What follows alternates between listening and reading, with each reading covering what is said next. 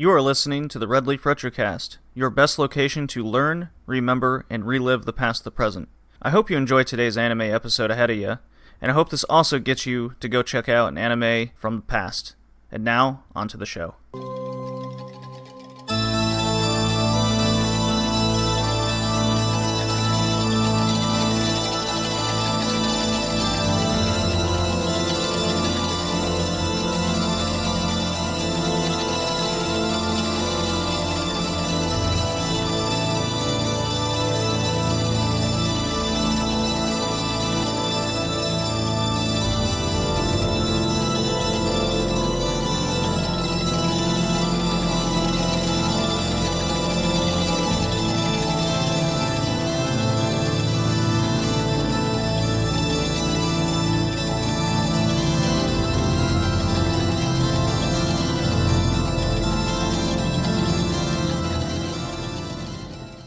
Yo, what's going on, everyone?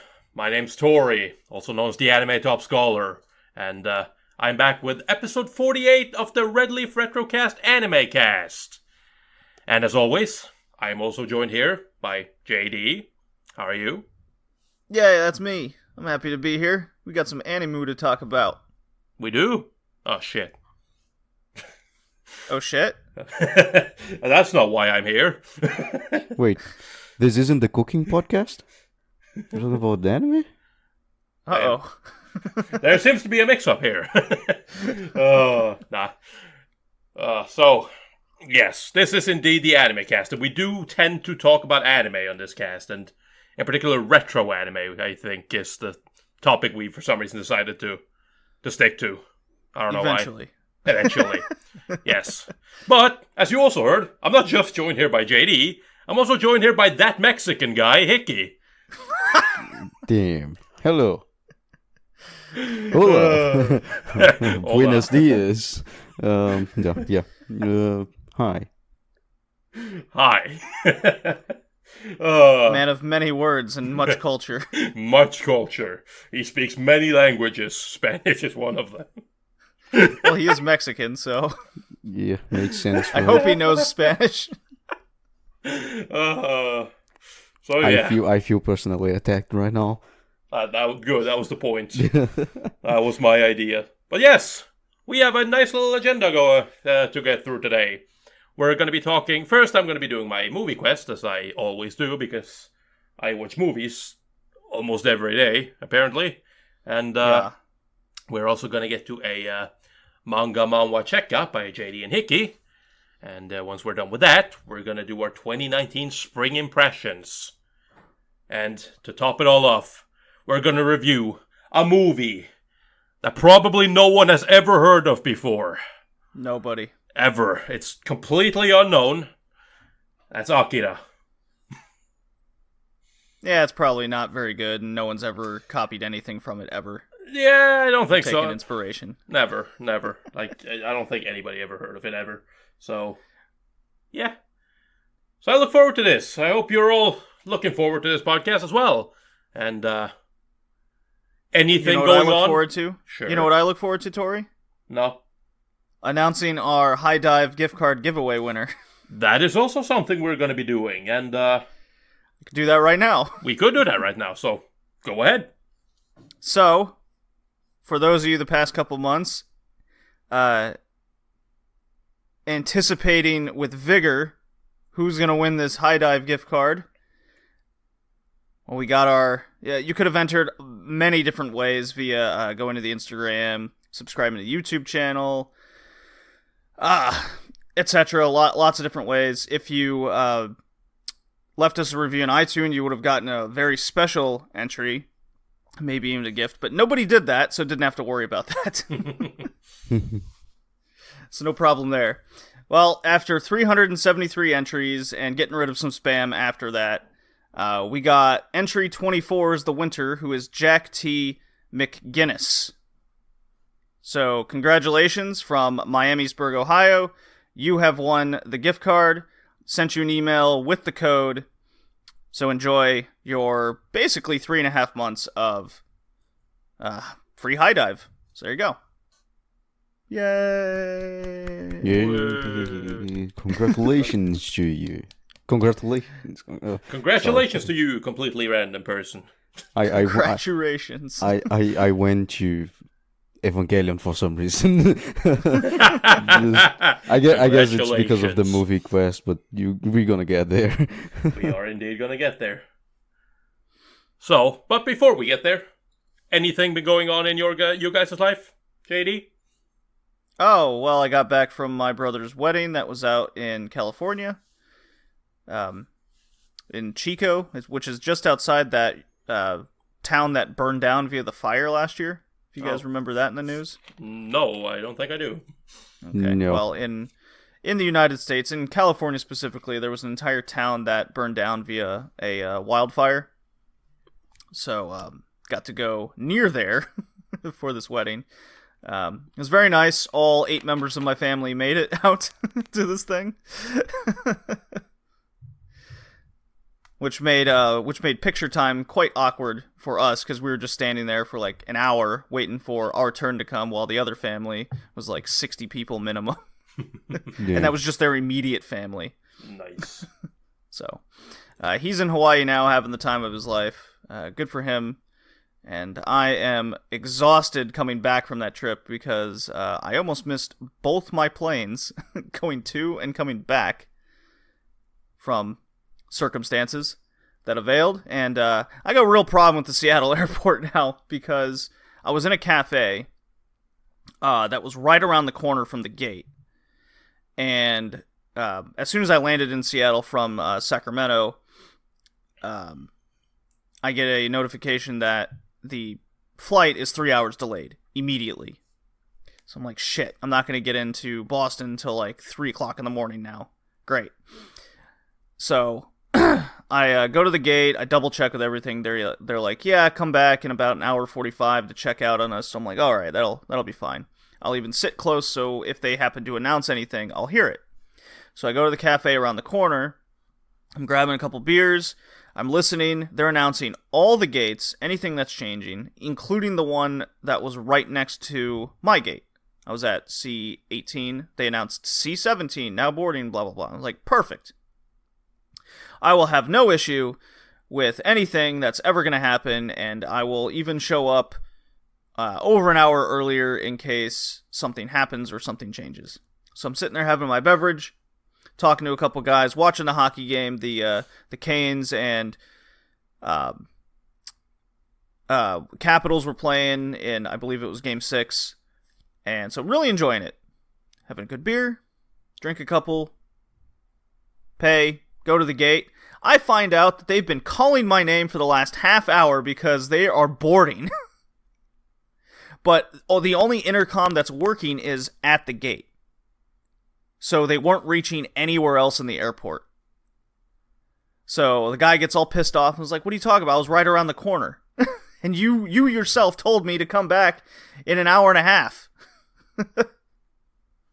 And he goes, well, get on the plane. We're leaving. I was like, oh my God. Imagine if I just decided to have another beer because, my flight's not going to come out for another hour. I haven't heard anything from the plane. Well, they would have left without you. They would have left without me and I would have been screwed. I mean, that was just dumb. Yeah. The whole situation, even asked, like, it's very inconvenient, and you're not at fault. You did really nothing wrong. You're just like, well, yeah, my flight was delayed. I guess I'm just gonna sit here near to the gate and drink a little bit. The guys, not only they didn't have an intercom to the whole fucking airport, but they also didn't bother to like go to you, right?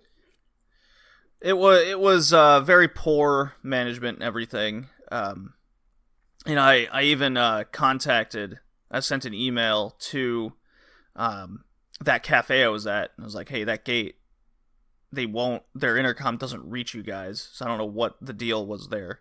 I just think they didn't press the extra couple buttons to reach outside their little zone, you know? Mm. Yeah. So. Oh well, I did make it on. It was fine. I got home about 4 a.m. and then I thought to myself, well, I could go to work in a couple hours. But no chance. I Went to bed, proceeded to sleep all day, and then that screwed me because I have to get up for work at like 4 o'clock in the morning. Nice. And I've just been exhausted ever since with this just massive adjustment of my schedule. But it's all good now. I slept for like almost 12 hours Saturday, even though I had to go to work on Saturday. So that was bad news when I got back from that. I was a zombie at work on Wednesday. It was ridiculous.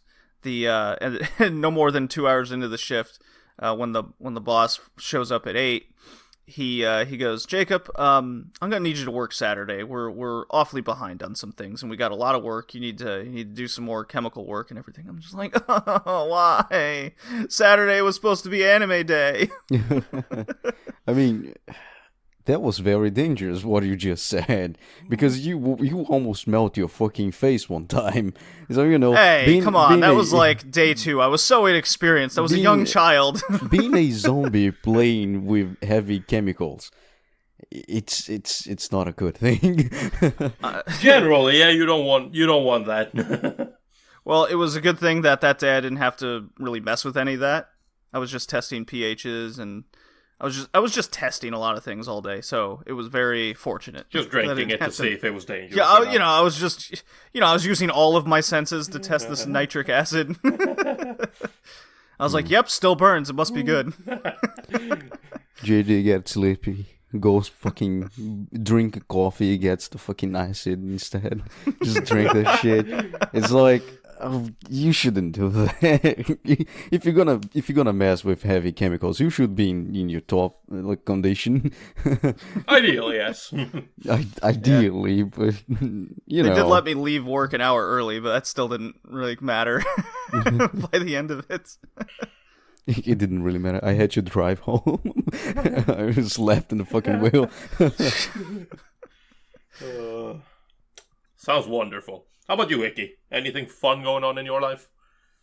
My problems with alcoholism. So I only have fun when I'm drunk. But I got drunk yesterday, very drunk, and I came home today at 3 a.m. I don't know why. I guess it just. I don't know. I was having a good time. Something I don't remember. But yeah, I remember everything. It was just beer. Come on, I just drank a lot of beer. Sure. So you're not Era. That's good to know. I drank quite a bit after I got off work on Saturday as well. Yeah, I'm not. I was right there with you. Wait, come on. I usually remember stuff. I just was having a good time with my friends. And yeah, that was basically it. That's what I did the whole fucking week. Still waiting some places to call me for interviews and things like that, work related. Of course, I'm not even good enough to be called and say I was rejected, so it's a little bit of a problem. But it's okay. Now I'm just relaxing and having a nice conversation with some lads. You're enjoying life. Enjoying life is a little bit of a stretch, but, close to that. Okay. He's not drunk, So, in anticipation for future anime that we'll be covering, I started watching Touch already, guys. Cool. I did not. Yeah. I should get to watch those big anime we need to reveal in the future. Because, this season, we have 3 days which basically nothing comes out. Tuesday, Wednesday, and Thursday, it's all 1-2 anime. So I can just pack that shit up. Well, I mean, we don't have a lot of longer anime that we're doing, but Touch, we are going to tackle Legend of Galactic Heroes at some point later this year. Again? Again, yeah, part 2. So that's fun. But yeah, Touch, I'm really, really, really enjoying it. I started on the plane, and I just really can't put it down. It's actually taking priority over the seasonal anime with me. That's how much I'm enjoying it. So I hope it keeps up this pace. I'm about 16 episodes in, and I've even been posting in the Anime Radicals Discord that no one talks in. Yeah, I noticed that. I'm not there.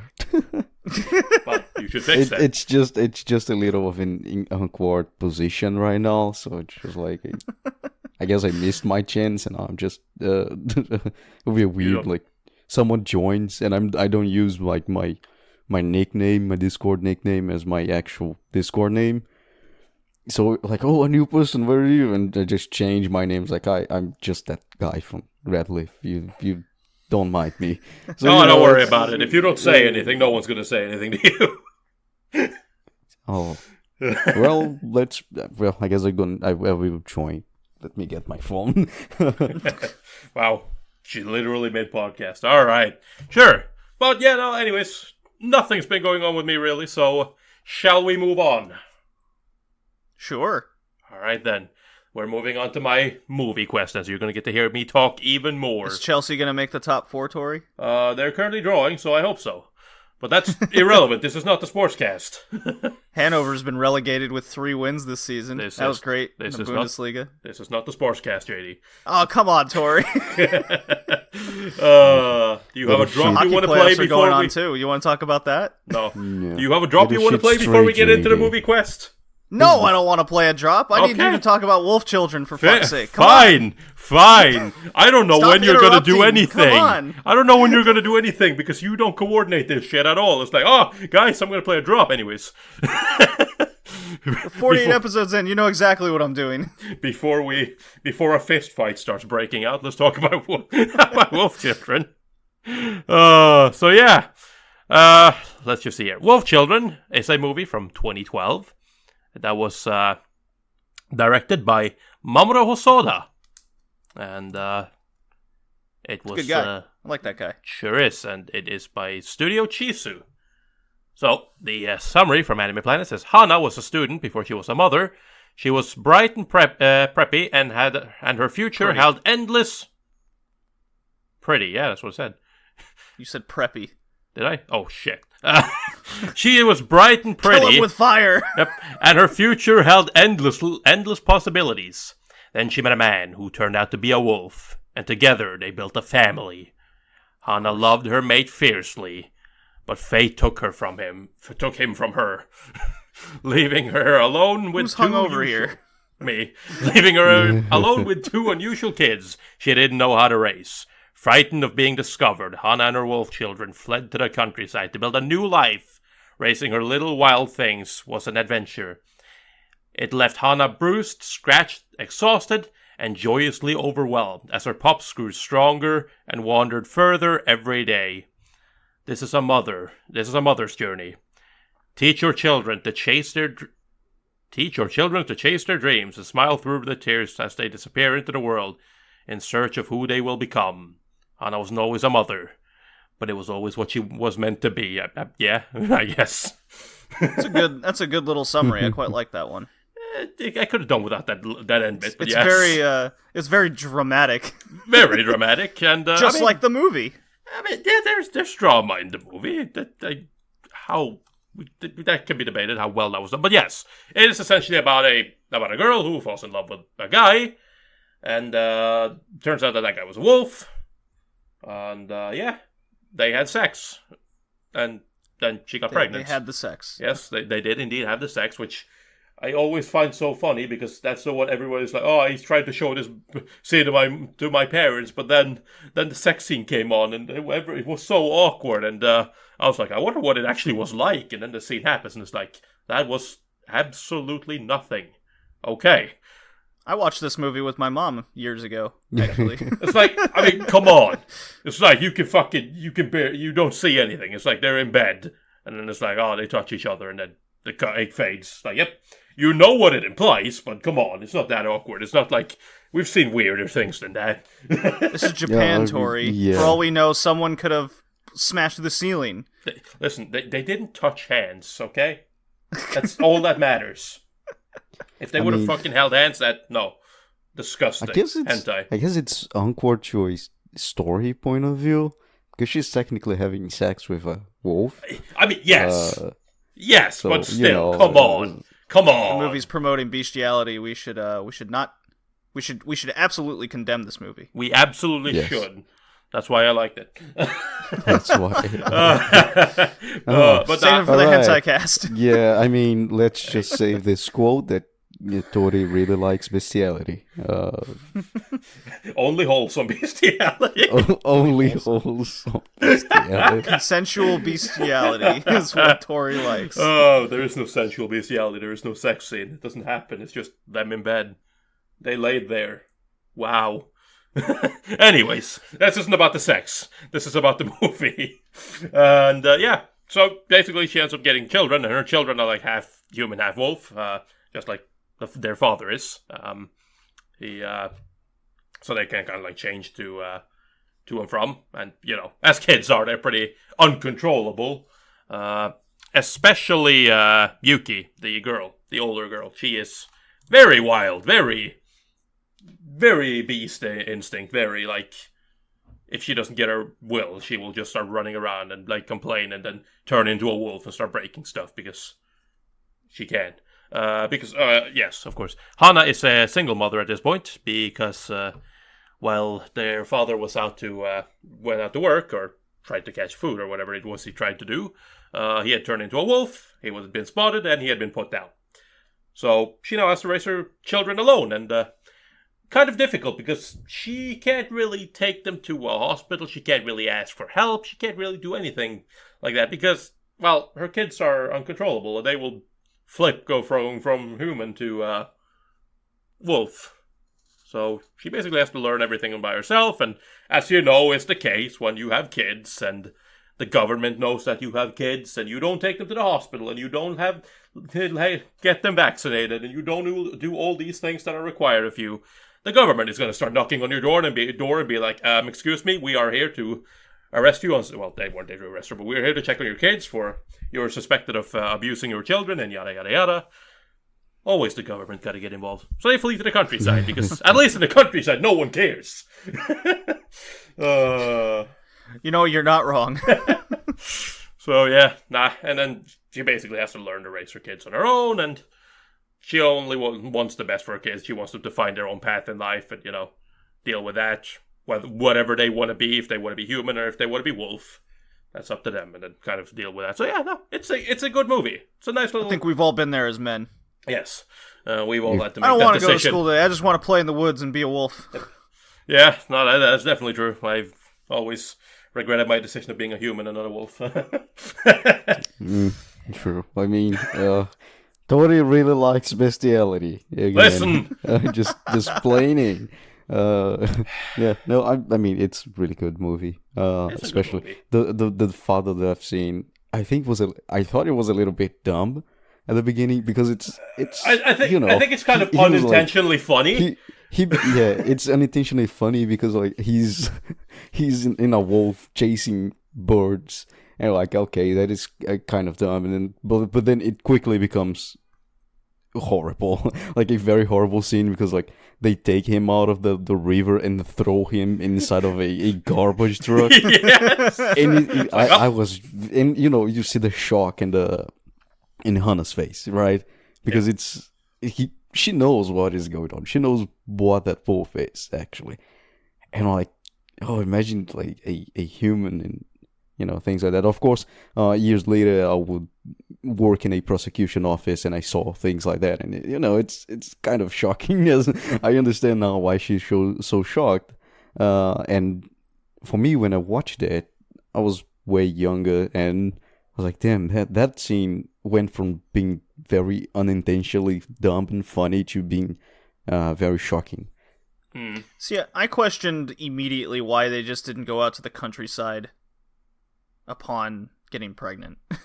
They're like, yeah, sure, but I don't think that doesn't really matter at the end of the day. I think that wasn't the way you're thinking because the guy was there, and the guy was like a wolfman, and he will know how to deal with the children. He'll know, you know, everything, like those kind of things. He'll deal with the government right, and things like that. So like, we don't need to do anything. We just live our lives, you know.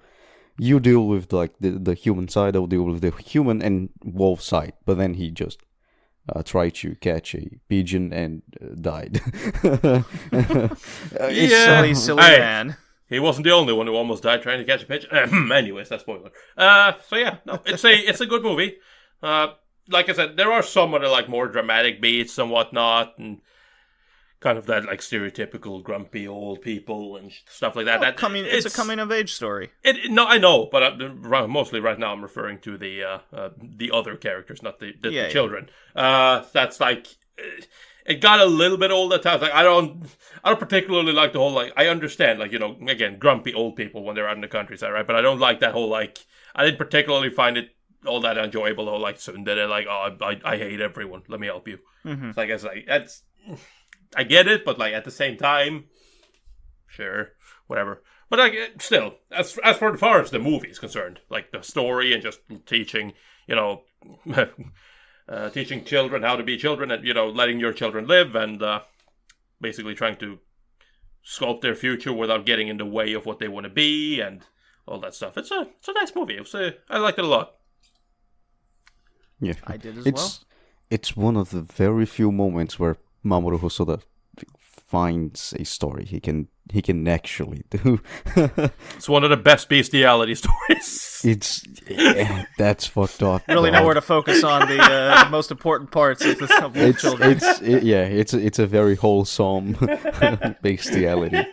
But yeah, no, like we discussed a few podcasts ago, where he's like, why is it like that? Why when he tries to direct things, usually it's kind of awkward at some point. And, Tori mentioned, everyone says Wolf Children is his best work.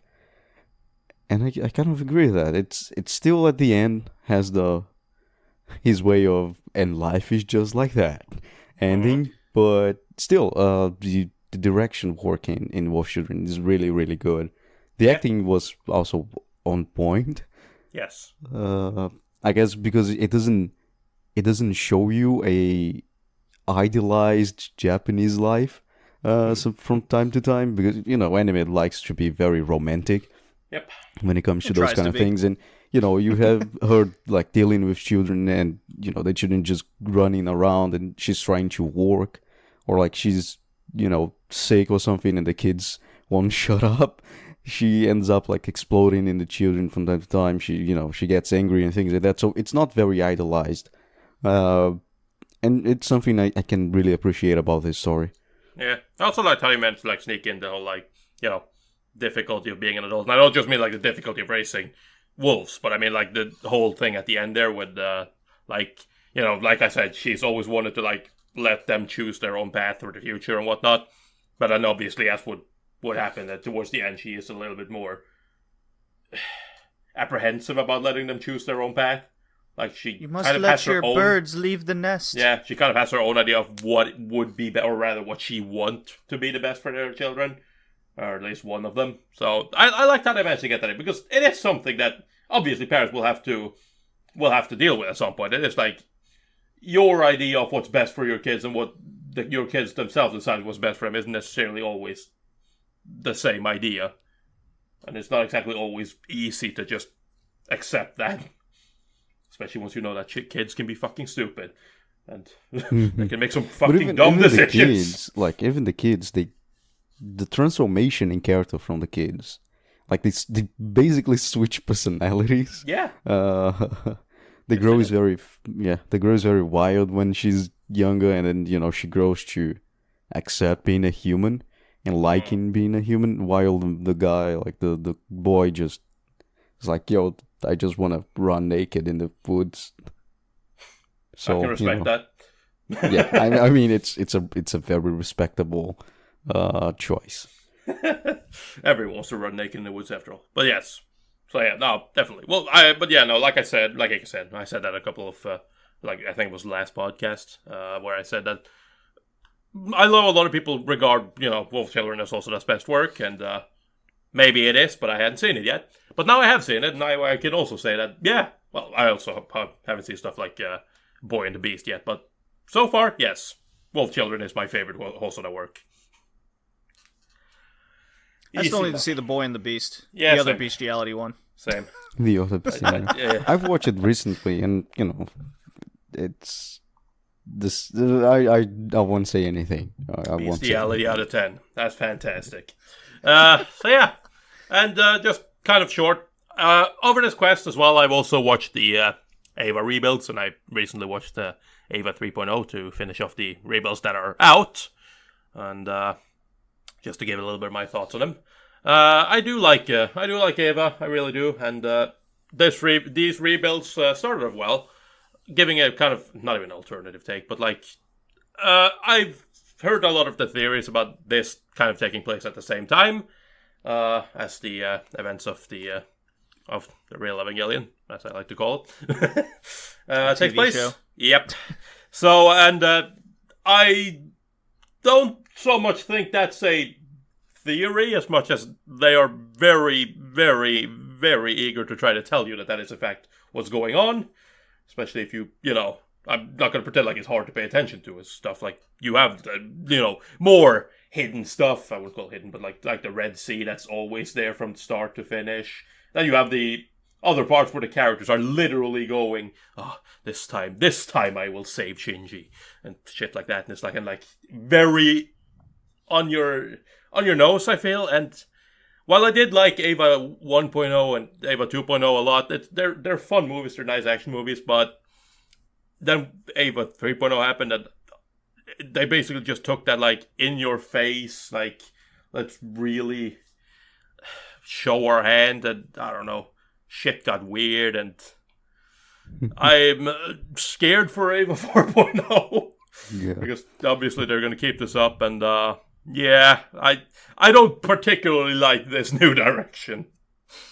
I mean, 3.0 gave me best Oscar. Eye patch Oscar is the best Oscar. Instead of, I mean, come on, her compared to the original Oscar from the NG is just, there's no comparison at all. But she's just mad, though. Is the thing. Like, she's just mad. 3.0 made me so mad at Shinji again. That's easy. And like, yeah, the fucking title is like, "You Cannot Redo," and they've opened the movie with them like getting Shinji out of space. I'm like, oh my god, he's gonna redo everything. and then I was like, oh, the series was so good if they just let Shinji drift in space, but no. They're like, oh, we need him. It's like, he's gonna redo everything. It's like, no, he's not gonna redo everything. Fucking. Oh. Yeah. Oh my god. Yeah, but like, it's very nice. It's a very nice. I really want this to end because it's been like more than a decade. These movies have been being released. It's got more Godzilla to make. Yeah, curious, but no. It's but like I said, I think especially the first two movies, they're good action movies. That, like, to a point, 3.0 as well. Like, for the start, I wasn't super like negative on 3.0. It was an interesting take, I thought, but after a certain point, it just felt like it started going like way more like cliche action movie. I'm just like, I'm not on board with this. This is not. I can agree with that. This is not the Eva that I like. So yeah, I agree with that, Tori. I don't think the rebuilds are as bad as everyone thinks, but the third one for sure kind of goes off the rails too much. I mean, I get why people have problems with it. Like, there's a lot of stuff that makes Eva good. That's kind of just like, shoved under the rug in the rebuild movies, which is a bit annoying. Well, I mean, also, like I said, I don't like the in-your-face nature of the rebuild movies. It's like where the first one tried to be a little bit more mysterious and hide stuff kind of in plain sight. The rebuilds are more of just like literally. It feels like after all the complaining Anno has been getting for not making his movies clear enough, he's just like, okay, fuck you. Here, have it, everything. Yeah. They sure did a few concessions for the new format as well. The movie format. Although I guess if it depended on Anno, he would make every movie 4 hours long. Like, but he needs to make money out of Evangelion, so he does. That's why he fought for the rights. But yeah, not the yeah. Basically, that's just all I have to say about Eva. It's not the same anymore, man. You changed, man. If you want to hear us talk more about Evangelion, the TV show, go back to episode 10. Please don't. Oh. We spoke a long time about it. Please don't. Yeah, it was almost 5 hours, and I almost had an aneurysm that day. It was a bad 4.5, day. I think. I think the Ava conversation alone was over 2. Just by itself. How? So, a lot to talk about. Sure. I guess there can be. Anyways. Let's move on, why don't we, to Yeah. JD and Hickey as Alright. well. This time I will play a drop. Okay, then, because you have a Manhwa checkout to do.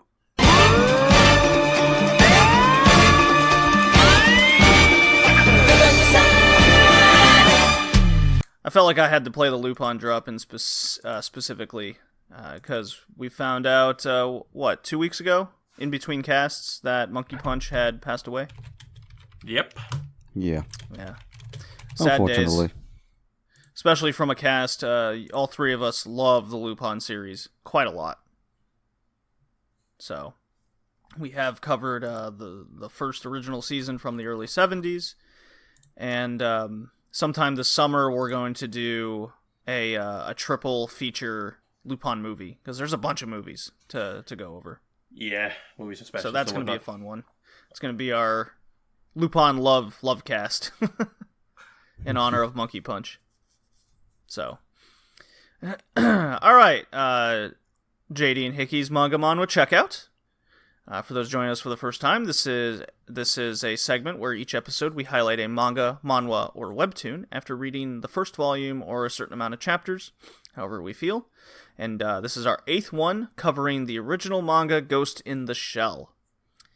It's a manga from Young Magazine, written and illustrated by Masamune Shiro.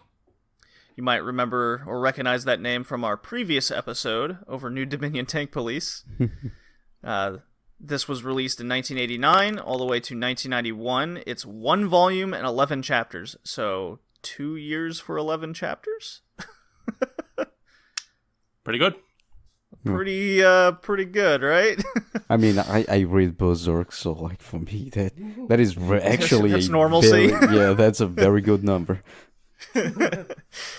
So, the plot, or summary, taken from Anime Planet, as we do, better than Mal, go to Anime Planet instead. A mysterious new hacker known only as the Puppet Master threatens to create chaos, erasing and rewriting the memories of his victims. Humans have cast away their physical body to become cyborgs. Is he an evil genius, or could he signal the beginning of a new age in the relationship between man and machine? Feels like the theme more than the summary of what you actually read. So, 11 chapters, a lot shorter than I was expecting. I was thinking, 3 or 4 volumes worth, based on how much Ghost in the Shell is out. But, so this was a little surprising to me. I went into this not knowing much of anything about the manga. I've heard that it's different than the anime movie, which is based on the manga, as far as I can tell, or at least a chunk of it. And the characterization of our main cast was more animated, I guess. They had more personality than being super serious all the time and being these, as opposed to the movie where they're these Super cops. Super cops, super serious super cops. This was much more lighthearted, much more what we're familiar with since we just watched New Dominion Tank Police. Yep. It was much in the realm of that, so not too different than what we're familiar with. Hickey, what'd you think about? What did you know about this going in? What were your thoughts? I mean, I was expecting it to be like not so serious. Of course, it's Masamune Shiro, and as everyone knows, Crimson Shell, a manga about little Yuri girl, like little girls that are actually robots doing Yuri shit and magical girls transformations, is a prequel to Ghost in the Shell. Shut up. So I'm sorry, I need to highlight that. I know. I hate it. And going in, of course, I was expecting it to be a little bit more in the comical side. Of course, I aside from from my perspective. Sorry, I'm hangover, so my You too. It's fine. We've all been there except Tori. my processing capabilities are very limited right now. I think the comedy actually wasn't that good in the manga. I didn't like it either. I prefer the movie. I prefer the series movie. Of course, like JD said, I think the movie is way too serious as well. So like if they could get some of the interactions you see in the manga, which are they are very comical, and the guys in the Section 9, they're very friendly with each other. Yeah. If you could, they couldn't translate that. They failed to translate that feeling to the movie. Mamoru couldn't do that very well, and since everyone is this like hard-boiled cop, most of them are like war veterans like Bato. Mm-hmm. They translated kind of sarcastic from time to time in the movie. A lot of irony. When you see the manga, it's just like they're just being goofy to each other. All the time too. All the time, even Major. Yeah. Major, the personality of Major in the manga is completely different from the Major of the movies. She's very happy-go-lucky, which is kind of weird.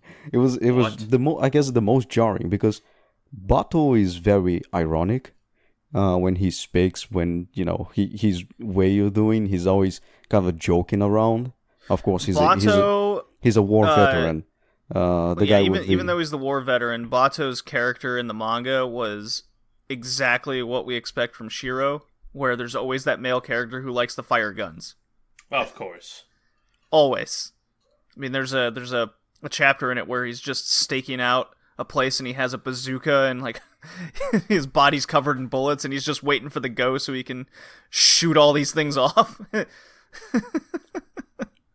Yeah, but even that, like, you can see the difference in characters. For example, in the movies, Bato lives like under a bridge in some sort of it looks like a train compartment, and it's very packed. When he's alone, he's very serious, because kind of the PTSD side of Bato. Right. But in the manga, he lives like in this nice apartment. So like you can see like a lot of differences. In the movie, when Major is doing virtual sex with other women and things like that, in the manga she's just having a nice trip to the sea or something like that. There's many differences. I think she also took a bunch of drugs too. They reference that. Yes, that is true. She took drug. It was very weird. The manga is definitely like they're complete opposites. One is way too comical for what should be, and the movie is way too serious from what it came from. Right. And that's why the TV series is the best. The TV series also has a very interesting take on the happenings, because the TV series. In the TV series, they adapt a few chapters of the first volume that were ignored in the movie. The first movie, it gets like the last three, majorly the last three chapters, three chapters of the first volume. And also the second movie, Ghost in the Shell 2 Innocence, which everyone likes to shit on for not being as good as the first one, is way better than the volume 2 of the manga. I was just gonna say that. Because the volume 2 is just bad. Seriously, the story doesn't make any sense.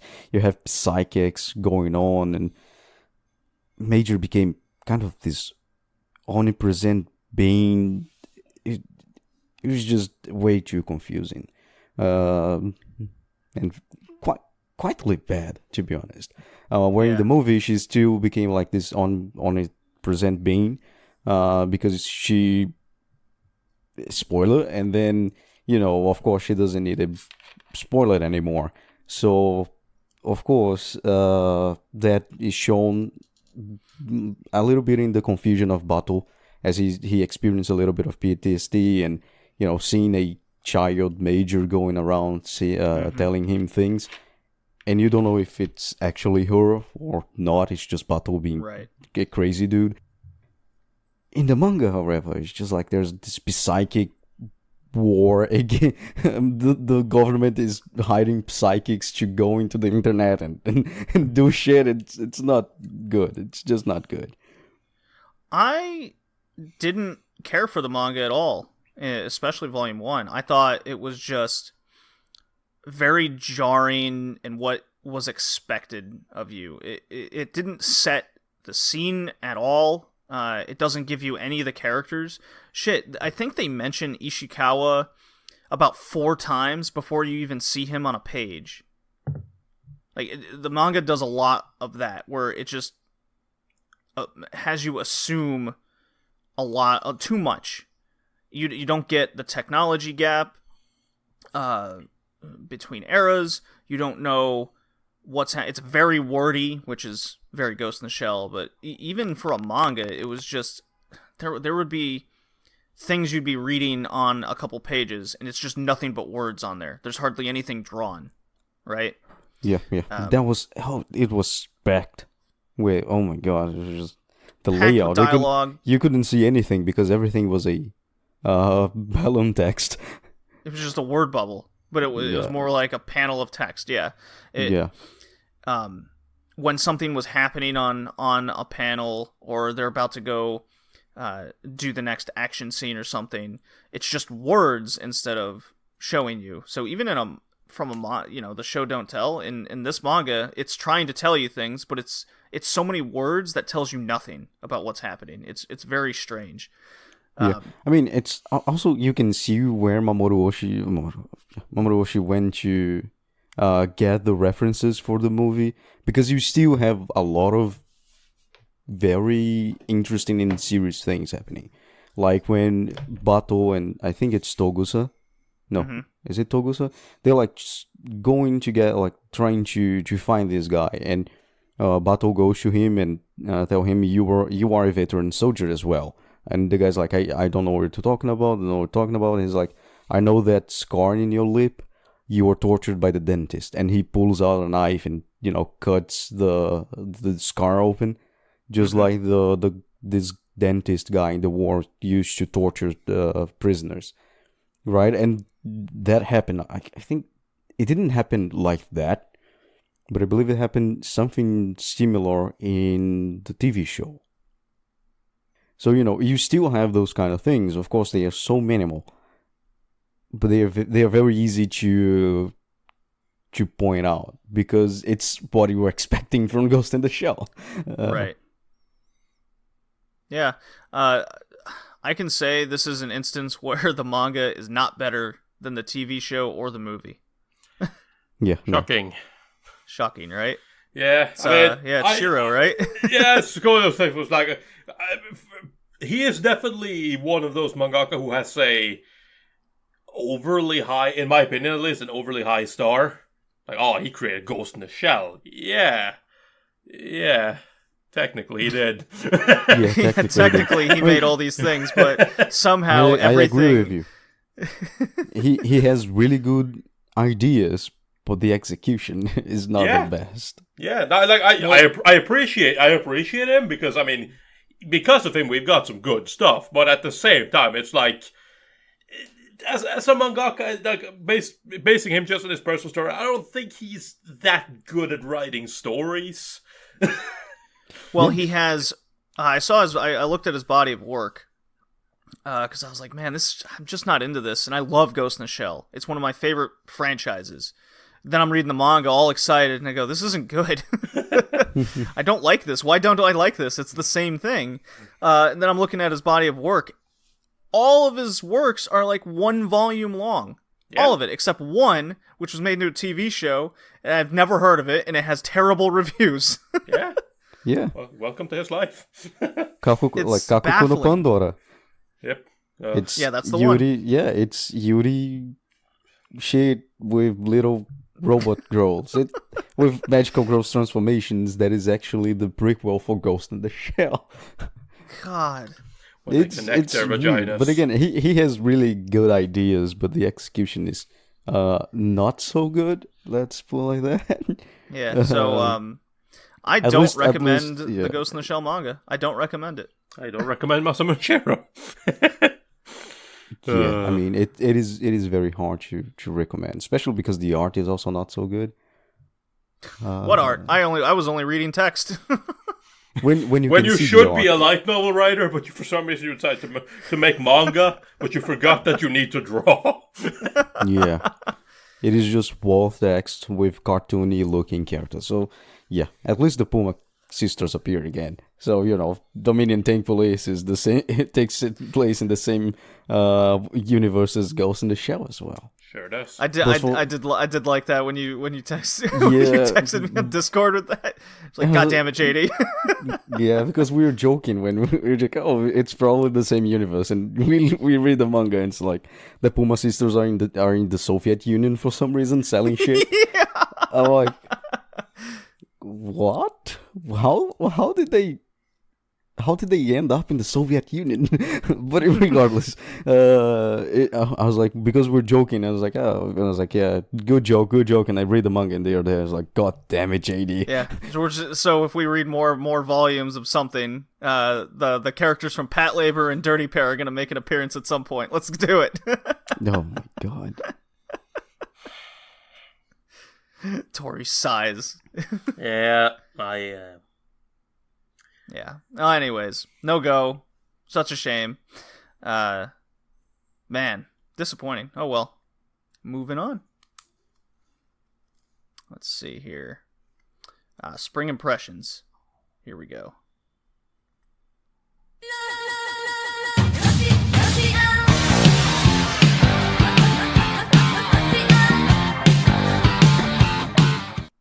All right.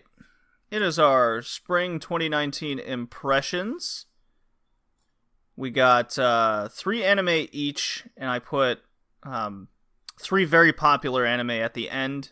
We can kind of gloss over because those are going to be longer shows, I believe. Or at least 2 of them, and One Punch Man we'll get to. I'm sure we have something to say over that. And then I mentioned on the last cast, don't know when we would do it, but a short review of Kakegurui XX, and I watched the whole show, guys, on the plane going to California. So nice. Hooray! We'll do that at the very end before we get to Akira. So, Tori, would you like to go first today?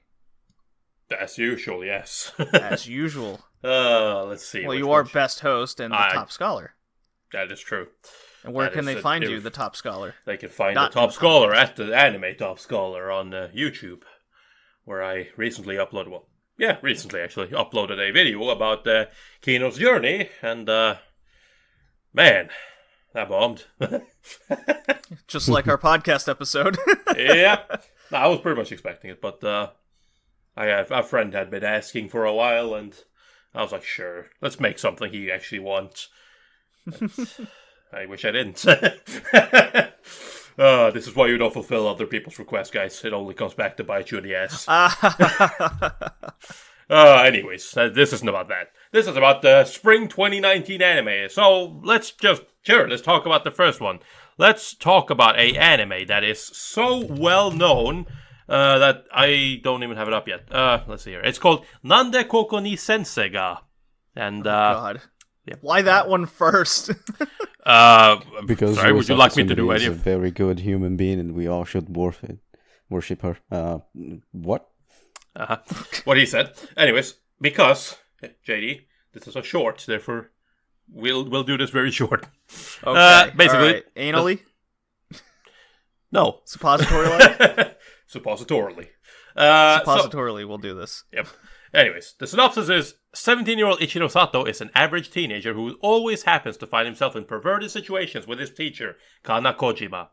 Follow this erotic love comedy about their mishaps throughout their daily lives and how Ichiro and Kana choose to handle them. So, basically, this is an ecchi short, and it's all about guy and his teacher, or in this case there are multiple teachers, but it's been about this guy and this teacher who for some reason keeps getting into erotic situations for no reason. Like in the first episode where he goes to where he just runs, he needs to go to the bathroom, so he runs to the man's bathroom, and it kind of starts off with him like, this is the man's bathroom. This is the man's bathroom, right? So then why is my teacher in it? Because to them they're in the same stall together, and she's on the toilet. Because that's just the sitting there looking Yep. pissed. Uh-huh. And it goes from there. And all I really want to say is that the show is fantastic, absolutely amazing. There. Yeah, of course it is. Yep, it is. It's great. It's available in High Dive as well. It is. It's So our winner can use his new gift card to watch Why the Hell Are You Here, Teacher? He should. Now, like, it's honestly, from what I was expecting this to be just complete trash, and it is, and it sure is trash. But I'm having a good time with. Like, I've actually laughed at this, which I was not expecting. It's because it's so over the top. Yeah, That doesn't matter. I've watched many shows like this that don't even fucking make me smile. I really like how it's slowly becoming a romance anime. I'm like, I love how the mother is just like. on? I love how the mother is just like, okay, son, go and fuck your teacher. Like, seriously, I'll lock you guys in the room together. Just fuck her. Do it. Yeah. I guess when you put suppositories into someone's butt, you're bonded to become closer. But yeah, it's I mean, I love that anime. So good. Where Sako Sumire is just whispering good things in my ear when the OP comes, and I'm just happy about that. I'm a happy man whenever I watch that show. Mm-hmm.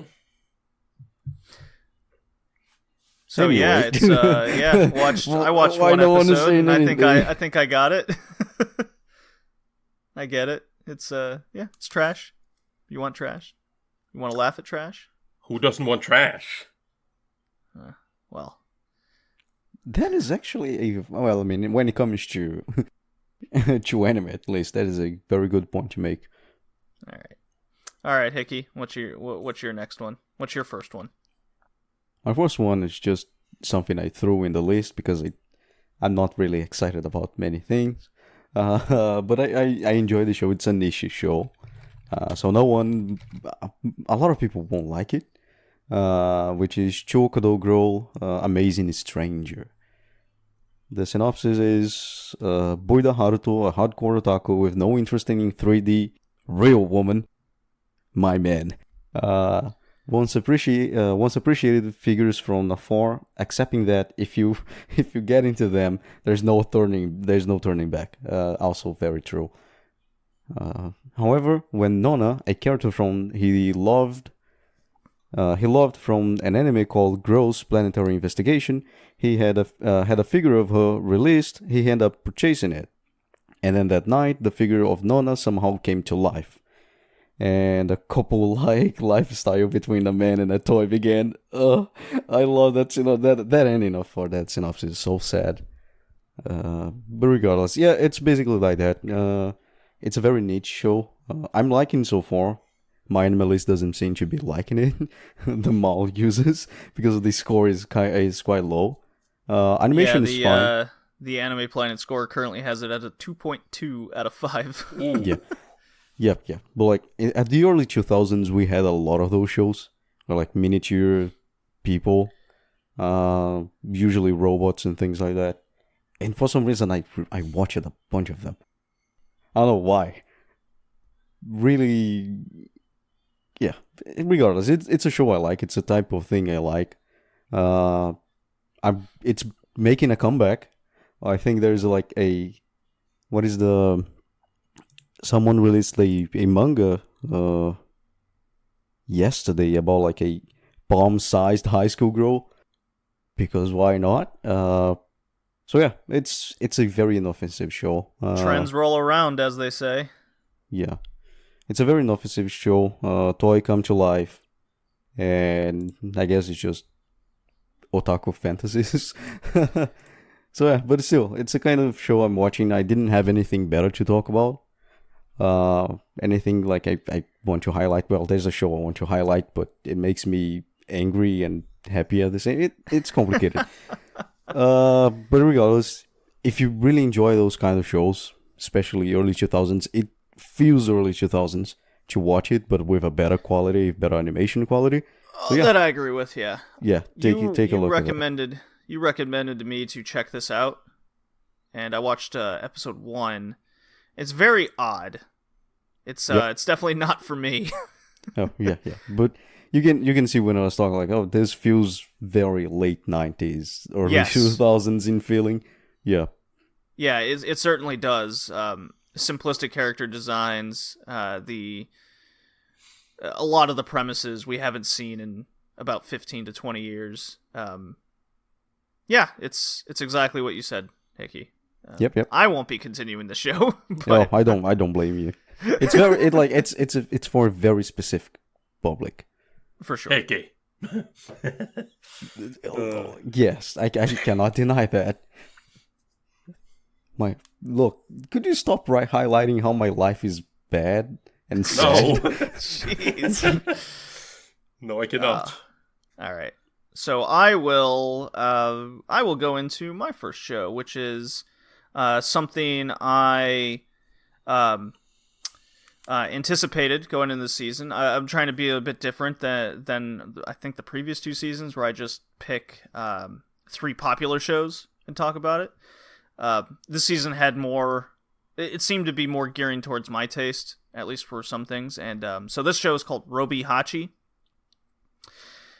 And it's about a dude who always gets roped into these Ponzi schemes, so to say.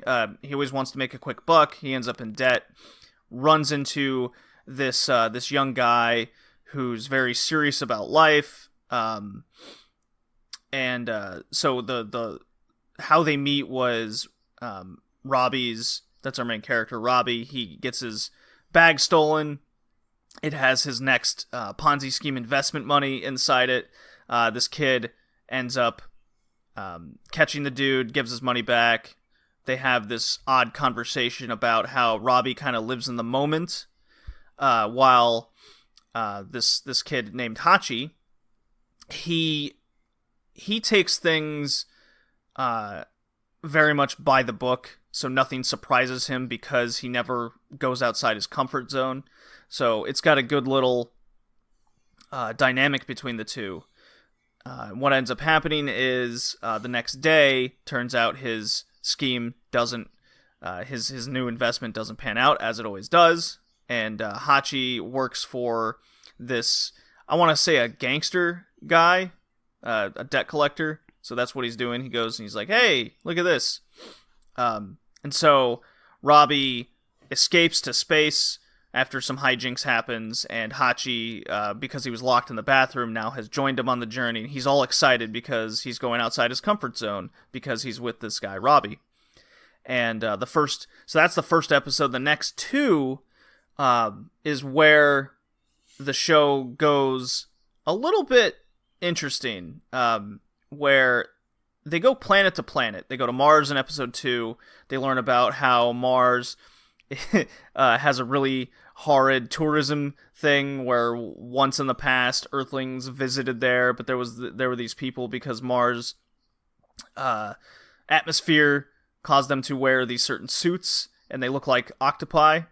So the Earthlings think that all people from Mars are octopi, so they wear fake suits. So Robbie and Hachi kind of accidentally tell them to stop pretending to be something you're not, and so the tourism industry in Mars completely changes, and they go off to their next destination. Their destination is trying to escape to the end of the universe, Iskander, which is something we know of from the Yamato series. The Promised Land. The Promised Land. So that's the end goal, but they keep getting kind of sidetracked to these other planets, and there's tons and tons of references from shows from the 70s in this kind of Gintama comedic way.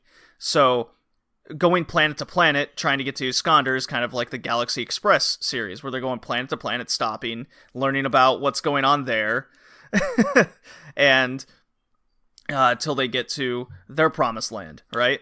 But they go to Mars and Pluto, which is also kind of roped into the Yamato series. And then they accidentally find that in their ship there's a super robot, which is just like the Mazinger robot, but they put a comedic spin on it where someone just built this for fun because they like giant robots. It doesn't actually know how to fight or have any cool moves, but they keep trying to psych out the opponents, saying things along the lines of, well, I'm going to use my super duper ray, whatever it's called, and people kind of freak out. So a lot of 70s references in this show. So I wasn't expecting this to be a parody to shows from all the space shows of the 70s. I thought it was going to be a comedy space series, but not to this extent. So it's a pleasant surprise if you are like us, I guess, and you get all these kind of references to these shows and what it's making fun of. You're going to like the show. I also think if you like the Gintama type comedy, where it's kind of episodic and there's lots of, again, references, you'll like this show. Otherwise, this won't be for you. But I'm going to continue this. It's kind of fun. It's not deep in any way. It's just it gives you that Saturday morning cartoon vibe very hard. So it's a once a week kind of show. So kind of like you, Hickey, with Your Amazing Stranger, this one's for me. Yeah. It's for a very specific public. I'm watching it. I don't know if I'm going to continue watching it. I get the references. I think they're cool. The jokes, I don't think they're that fun. But I can ignore. But I really don't like the characters. Yeah, so that's my major problem. Yeah, they're very one dimensional. I wish they would. I wish there was more to them. They try not to be one dimensional, but they always fall into the one dimension again. Like Hachi, he's like, "Oh, I'm came here to collect your debt. Oh, by the way, I'm gonna collect your debt. Can we go to space? It's gonna be so cool." Like, hold on. That's going way too quick for me to keep up with you. And it's like, yo, I'm going to Skanda because it looks cool. What about your job? What job? I'm going to space. What job? I'm going to space with you. It's like, my biggest problems really are just the characters, and they are the major part of the show. This is really, I've been really thinking about the show and considering if I keep going or not, because I know the punchline and the conclusion of the series will be bad. I mean, they get to Iskander and it's actually a wasteland, or it's gonna explode. It's gonna be just a joke, or like something like that. I can foresee. They are foreshadowing so much, like the ending and things like that. Very comical space. So I don't know. I don't know if I just keep going, knowing that I'll just finish and say, well, I wasted my time, or stop watching it and say, well, but there are cool nods to the 70s and some nice jokes in the middle of it, and I don't really mind keep watching it. So I'm considering it. I don't know I really don't know if I keep going or not. Yeah, well, they've told us that Iskander is heavily advertised and everyone wants to go there. And now they've gone to Mars and Pluto and fixed their tourism techniques. So there's your answer already. Yeah, I mean, they say, oh, Iskander, everyone want to go to Iskander, but we didn't meet this everyone yet. Yeah, they just say they want to go, but no one's actually going, from what I can tell. Anyways, so that's Robi Hachi. If that sounds like something you'd enjoy, then check it out.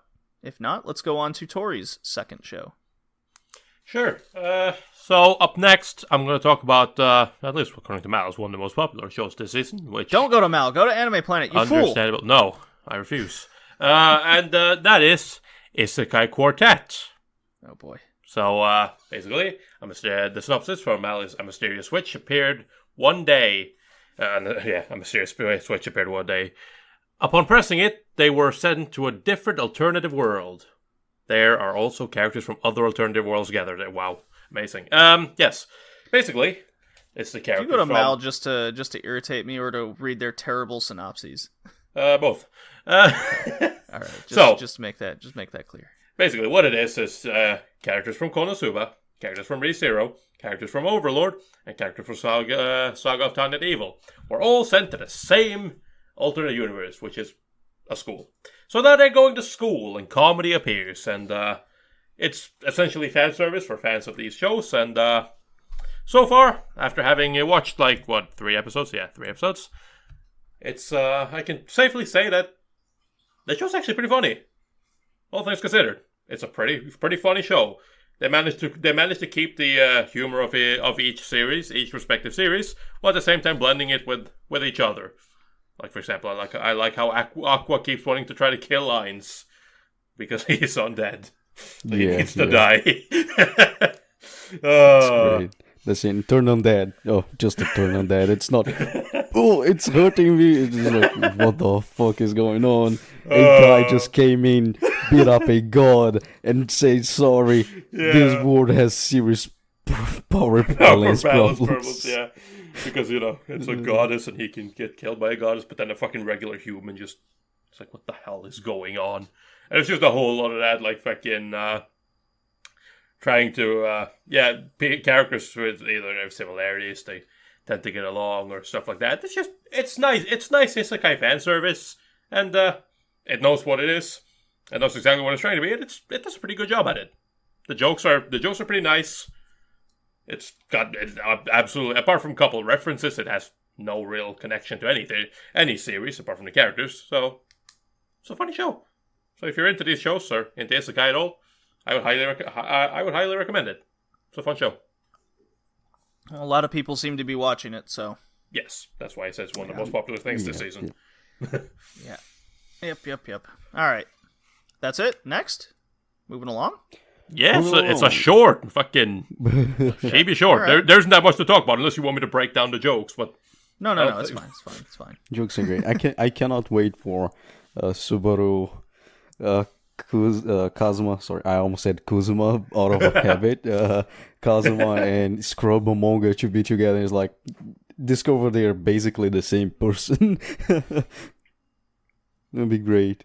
I can't wait for that moment in the opening where you clearly see fucking Subaru and Momonga. They just like laugh at each other, and then it's like can't stand each other. I was like, I want that. Too similar. Yeah, I like that. Everyone just like, these people look very menacing, and then they look to the Konosuba people like, why we have crappy adventure-looking people here? Yeah. Anyways, it's a very fun show. If you watch the other ones, you should definitely watch Isekai Quartet. If you haven't watched any other shows, it's highly recommended to go watch them because they're fun. Everyone, well, except ReZero. I have my reservations in ReZero, but yeah, we can disagree on that one, but yeah, sure. Regardless, all right. Talking about not so good shows. The next one now I'm gonna highlight is a not so good show. Because we not only highlight the good things, we need to highlight bad things or things that get our attention, and Fairy Gone is one of them. Ooh. So, I won't read the synopsis because it's really big. And I can get the gist of it. Anyway, basically it's a world where you have fairies and you have magic. Those fairies, they can possess animals, and those animals, they get special abilities. Someone discovered that you can take the organs of those animals and implant them in humans, and then humans would be able to summon fairies, which look like stands to fight or Yeah. or do anything. And those people would be known as fairy soldiers, and they would be used in wars. It had a huge war against, two nations were at war. They used those fairy soldiers. The war ended, and now you have a bunch of people with special abilities that don't have a purpose yet. Some of them kept in the military, others went to do like terrorism, and others began a mafia group. So in that scenario, we start following the story of Maria, which is part of the mafia, and after a certain incident, she ends up meeting with Wolfram, a former fairy soldier, and he basically recruits her for a new group called Dorothea, which is an organization that investigates and suppresses fairy-related crimes. That is basically the story. I mean, it's not... Yeah, I can say it's basically the story because one of the biggest problems of this anime is that there's too much story. And they try to pack everything into every episode. Episode 1 alone No, is just like that. episode 1 is worth 12 episodes of a regular series. Yeah, they tried alone. to get through some shit because it's like you have the things that are happening now, then you have the backstory of what has happened that has led to how they got there now. Then you have the character backstories of so that you could understand why this thing that's happening right now is so important right now, and why that is going to lead into the future when that'll happen later, and then of course include fucking. And how do you go from current events to flashbacks? Well, first of all, you have to have your main character just like fucking faint a couple times. That helps. That gives some time. Yeah, I mean, it's Has really... the Karakuri circus effect a little bit. It's kind of... It's really sad because the characters are not well developed because of, how much they packed all things. Again, I think the last podcast we highlighted a few things, like when Maria first meets Wolfram, they are in this auction house, and he's like, "You are not in your post. Go back to your post. You should be working in security." And she's like, "I'm not you. I'm Maria." Whatever, just go back to your fucking work. No one cares. I kind of hate the dialogue in the this dialogues show. are bad. The main character really is also bad. I like her, but she's useless. She has a gun. She doesn't shoot anyone with a gun because she doesn't like shooting people. So why she has a gun? Right? It's very contradictory from time to time. They try to build up moral conflicts inside the characters. Each character should have like this a set of moral values, and that would conflict to the situation they are in. But it's not well written. No, Which leads to some. The story is, I guess, the premise of the story and how it might play out is interesting. It is. It could have been. I have a bone to pick with the fighting in the show because it's one of the major bullet points, right? You have these fairy soldiers, these stands, these personas, whatever you want to call them this week, appear, and the action scenes that are taking place are so fast you can't visually process what's happening. It's too quick. It's like frame and then it goes off to the next thing. There's one thing you can process from the fighting scenes, which is bad CG. Well, yeah. They are getting attacked by bad CG, yeah. They are, but this isn't the good kind of bad CG that comes This later. isn't the good, yeah. And it's very sad because like they use CG for a lot of things, especially, for example, when they are riding a bike, a motorcycle. They usually go on CG, but the problem is the CG is not good. So the motorcycle and the characters are just gliding through space and time. And when like they slide or they fall, it looks very jarring. Like it happened in one episode where they were following a guy, like a truck. The guy shot at them. They looked fine They were trying to fight a what they call it, an artificial fairy. The Right. artificial fairy shot at them, and like they just dodged the bullets, and it seemed everything seems it was fine, and then the CG just slides and they fall in the ground. It's like, who did that? Who approved that? That was sincerely bad. Even the stands looking like bad. The rendering is not like what it should be. They're pretty cool looking, and I see what the show's going for. When they are still, yes, they are yeah, pretty when they're looking. still, yeah, that is the way to put it. Yeah, when they're still, because then you can actually see what they are. But yeah, the amount of information that the show's trying to get you to take in, even episode 1's atrocious for that, and even in the next 2 where they're trying to explain the rest of it, kind of filling in the gaps, they just keep adding more information. Add more information over this book. Add more information over all these organizations and the previous war. It just keeps compounding, and you can't put it all together until probably, what I'm guessing, episode 6 and later. And then by that time, what is the show going to be? 26 episodes? Yes, or it's 12? I think it's one core, isn't it? Let's see. 24 episodes. 24 Okay, episodes. So it's going to take a while for us to finally put it all together and for everything to make sense. Yeah. I think everything makes 24 sense. Is the episodes, problem, but like the thing is that there's nothing that doesn't make sense. But it's just I don't like the way it goes. But like, it literally feels like they just went back to the 60s and went like, how do they tell stories? Well, first of all, you need to catch somebody's attention, and you need to get that like real fast. So here we better go through like fucking everything of importance as fast as possible because we need to get to the shit. So get your fucking ass. The speed ass in racer gear. technique, yes, Yeah, very the successful. speed race technique. I mean, And it's so annoying. Like I said, the fighting is bad.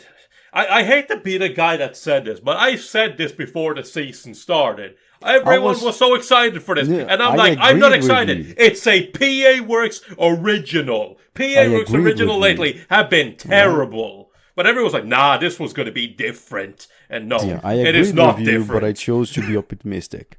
Yeah, but you were wrong. Optimistic, yeah. Yes, I admit I was wrong.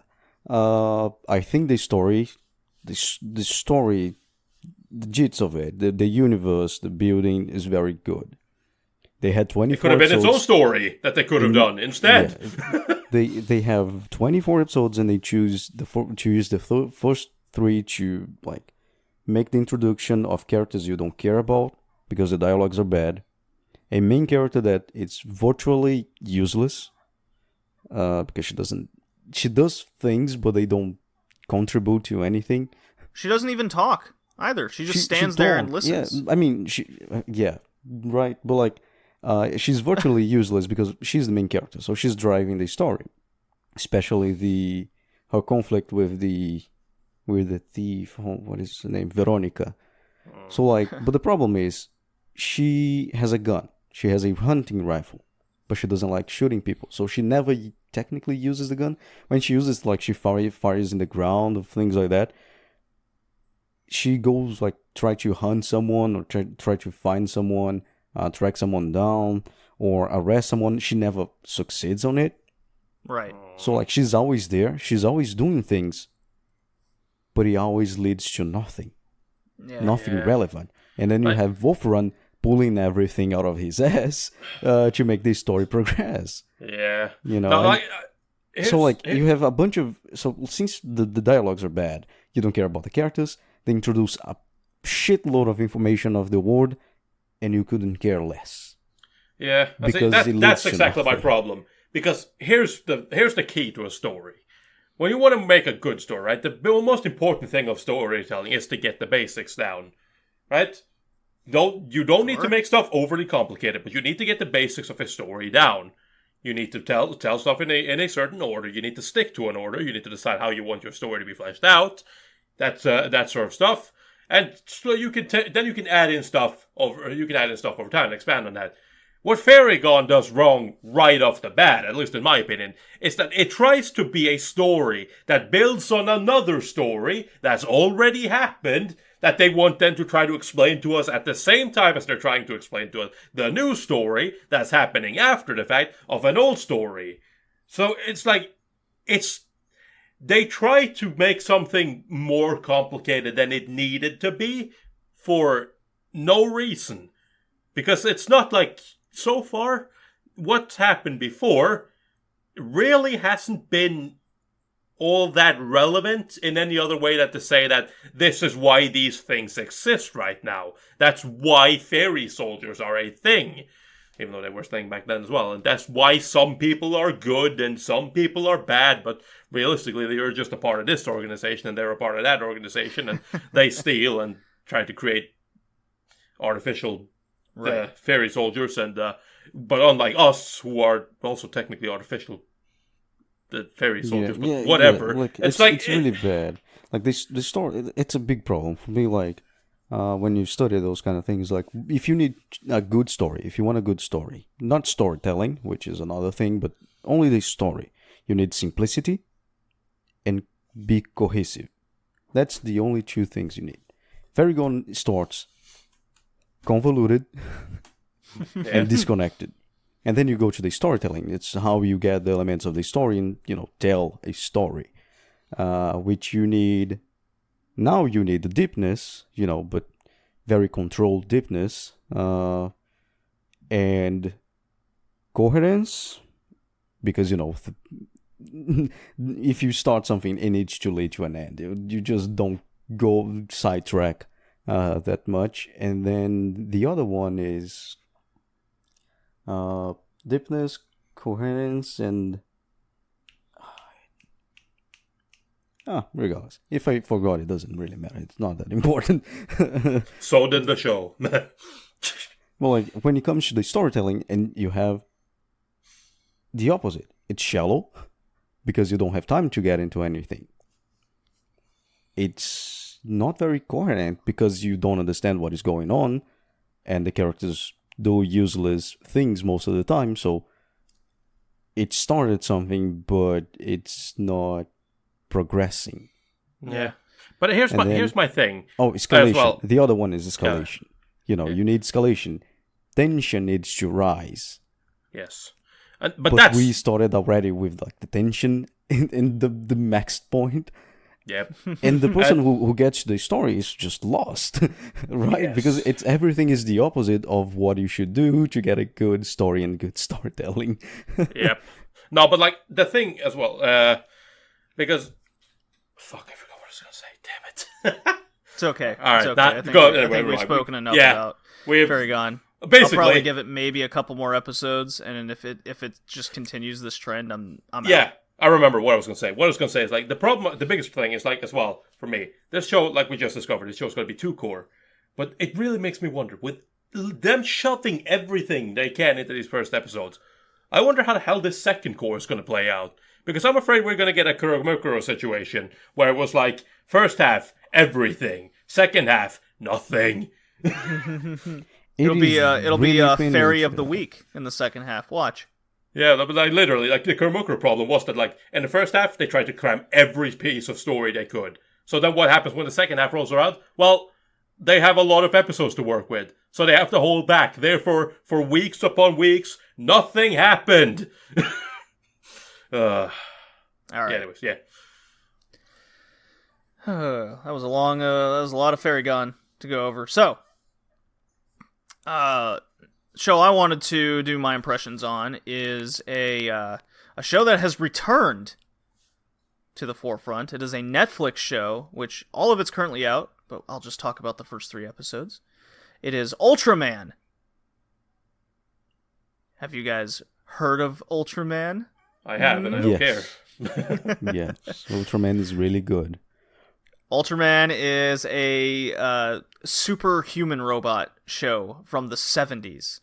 An old, what do they call it? Tokusatsu? Tokusatsu, thank you. Tokusatsu property. Made into an anime, and now it's come back. And this Ultraman's kind of a sequel of sorts to that universe. Immediately, you'll notice that the entire show is this super CG. Everything's complete, much like in the realm of Ajin, Knights of Sidonia, those types of shows. So it might throw you off a bit, but you immediately, much like in Knights of Sidonia and Ajin, you get used to it, and then you start taking in what the show is. So this Ultraman, as I mentioned, is more or less a sequel to the legendary 70s show. So this focuses on the dad, the original Ultraman, and he's kind of gone through this amnesia period of when he was Ultraman, and now he's had a life, a son. Much of the organization that Ultraman was a part of is disbanded. It doesn't exist anymore. There's even a museum dedicated to all Ultraman, and the son, named Shinjiro, you learn immediately that he has these powers, and it's been passed down from his father. The Ultraman powers has been passed down. Super strength, super endurance, that kind of stuff. So you find out that new aliens are now invading Earth. So and because Ultraman's now old, the job now is passed to his son, whether he likes it or not, because there's this one alien from the past that has now returned and wants to.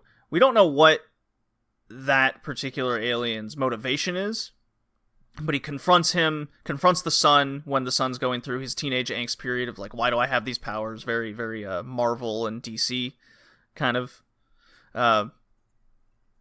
just like that. So they have a fight where he's running away, and the father saves him.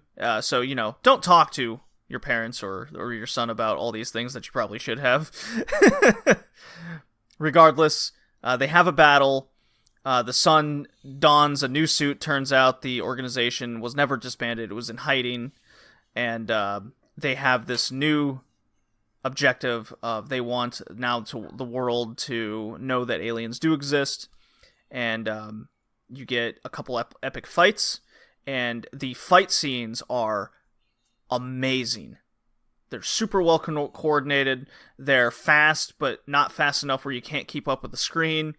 There was some cool instances where they're using like wrestling moves against each other, so I kind of laughed, and I was like, that was awesome. It was like a suplex, a Hurricane Rana, all these things. It's very action-packed. Everything looks very good to each other. The plot is simple enough where you understand it. The characters themselves, they have much more to be desired, but it's kind of building more to that extent. There's a pretty cool scene where the son's trying to figure out his powers and maybe build some more confidence on it, actually do something. So there's this girl getting bullied by these two dudes, and he kind of steps in, and guy goes to kick him. He grabs his foot, and then he wants to just kind of throw him on the ground, but he accidentally completely breaks his foot and ankle.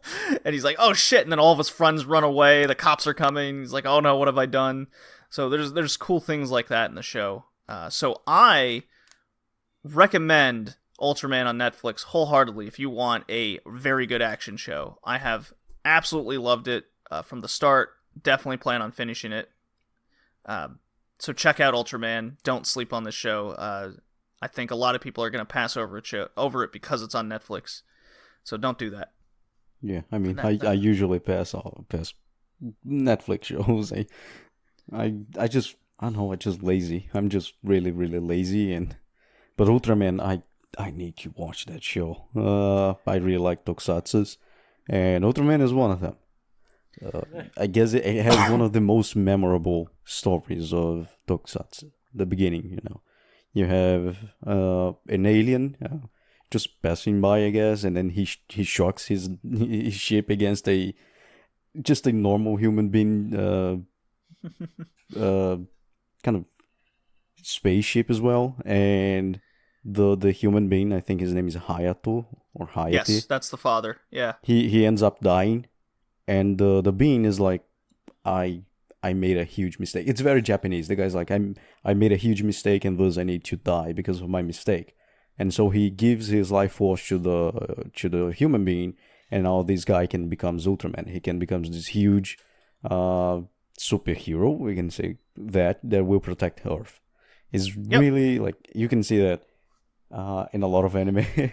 Yeah, they use the term assimilated with Assimilate. With the human and Yes, this big bad alien that's the main villain. He tells the son, this power does not belong on Earth, and that's like, there's that hidden meaning that I don't know whether he wants to train him up to be a worthy opponent or just wants to eliminate him immediately. But the whole fight sequence between the father and the son fighting this alien is very cool. It's a good introduction to, it's a good origin story for the son, because we all know or at least we should know, quote unquote, the original Ultraman story.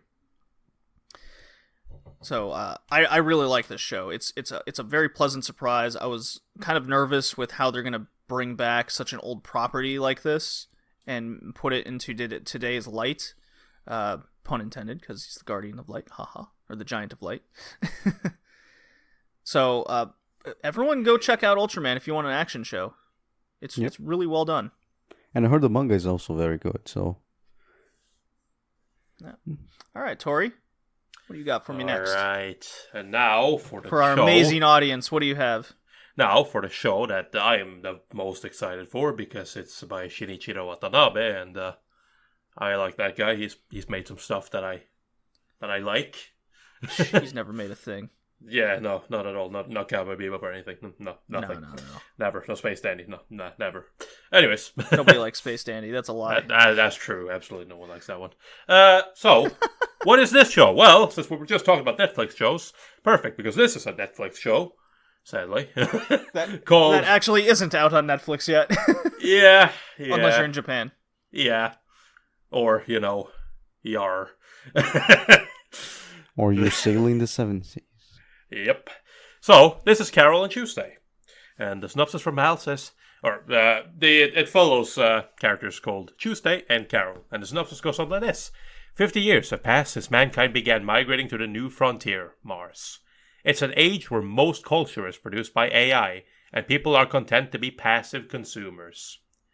There's a girl, scrapping a living in the metropolis of Alba City. She's working part-time while trying to become a musician. She's always felt like something is missing. Her name is Carole. There's a girl, born to a wealthy family in the provincial town of Herschel City. She dreams of becoming a musician, but nobody around her understands. She feels like the loneliest person in the world. Her name is Tuesday. A chance meeting brings them together. They want to sing. They want to make music. Together, they feel they just might have a chance.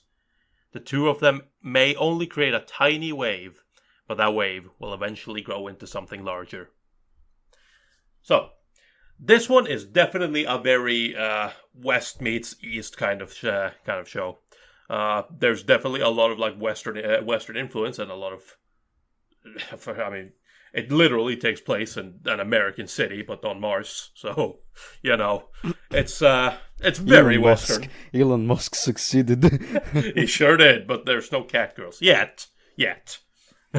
True. He didn't quite succeed.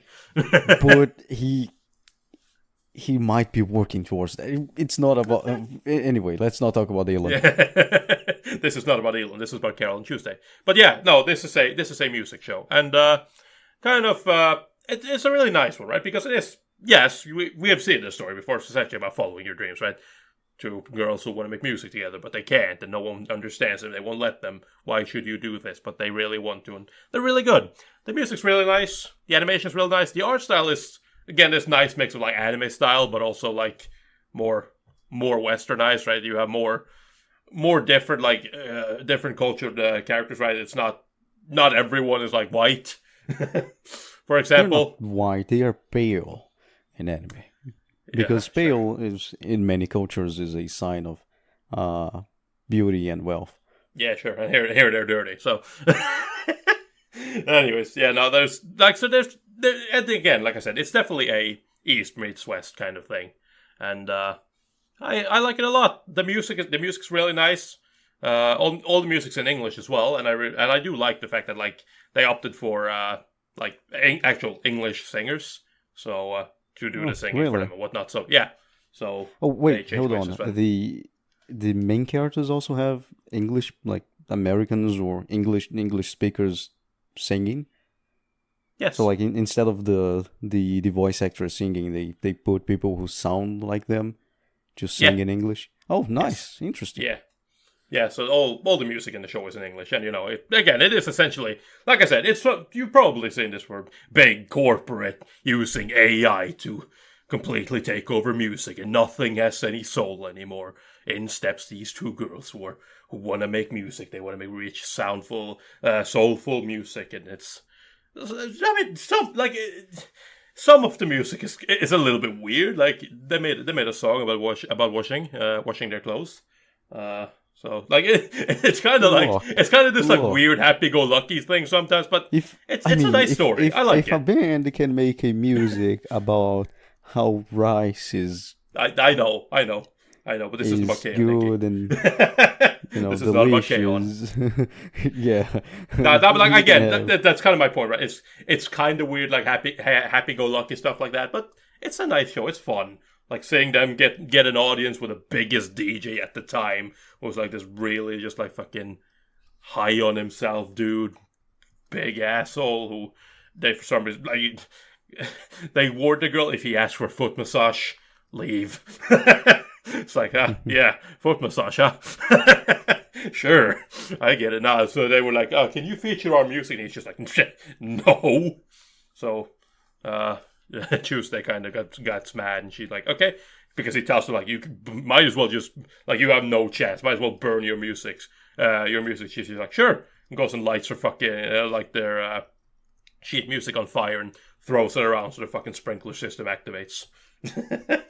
It's a fun show. Again, rich girl who comes from a rich family doesn't understand. That's Tuesday. She is the rich girl.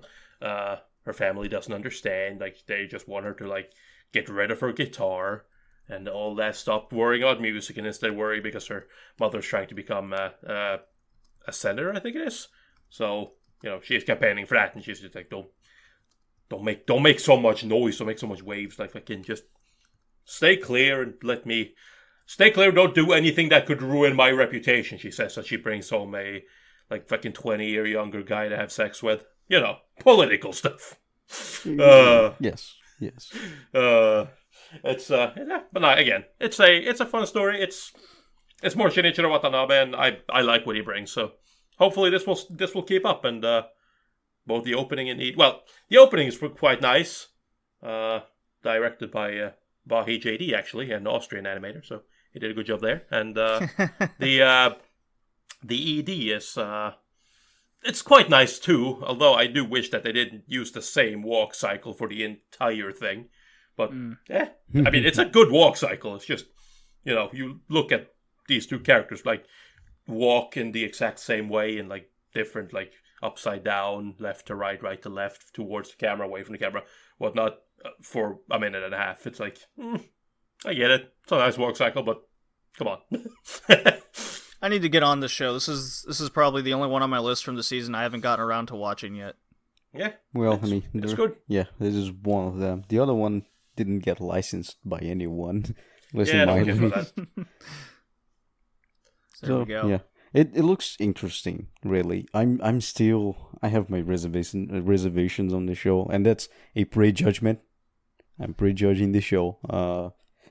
Every time I look at it, every time I look at the synopsis, every time I look at the characters, I have this feeling it is it is connected in a philosophical level to the story of Robinson Crusoe.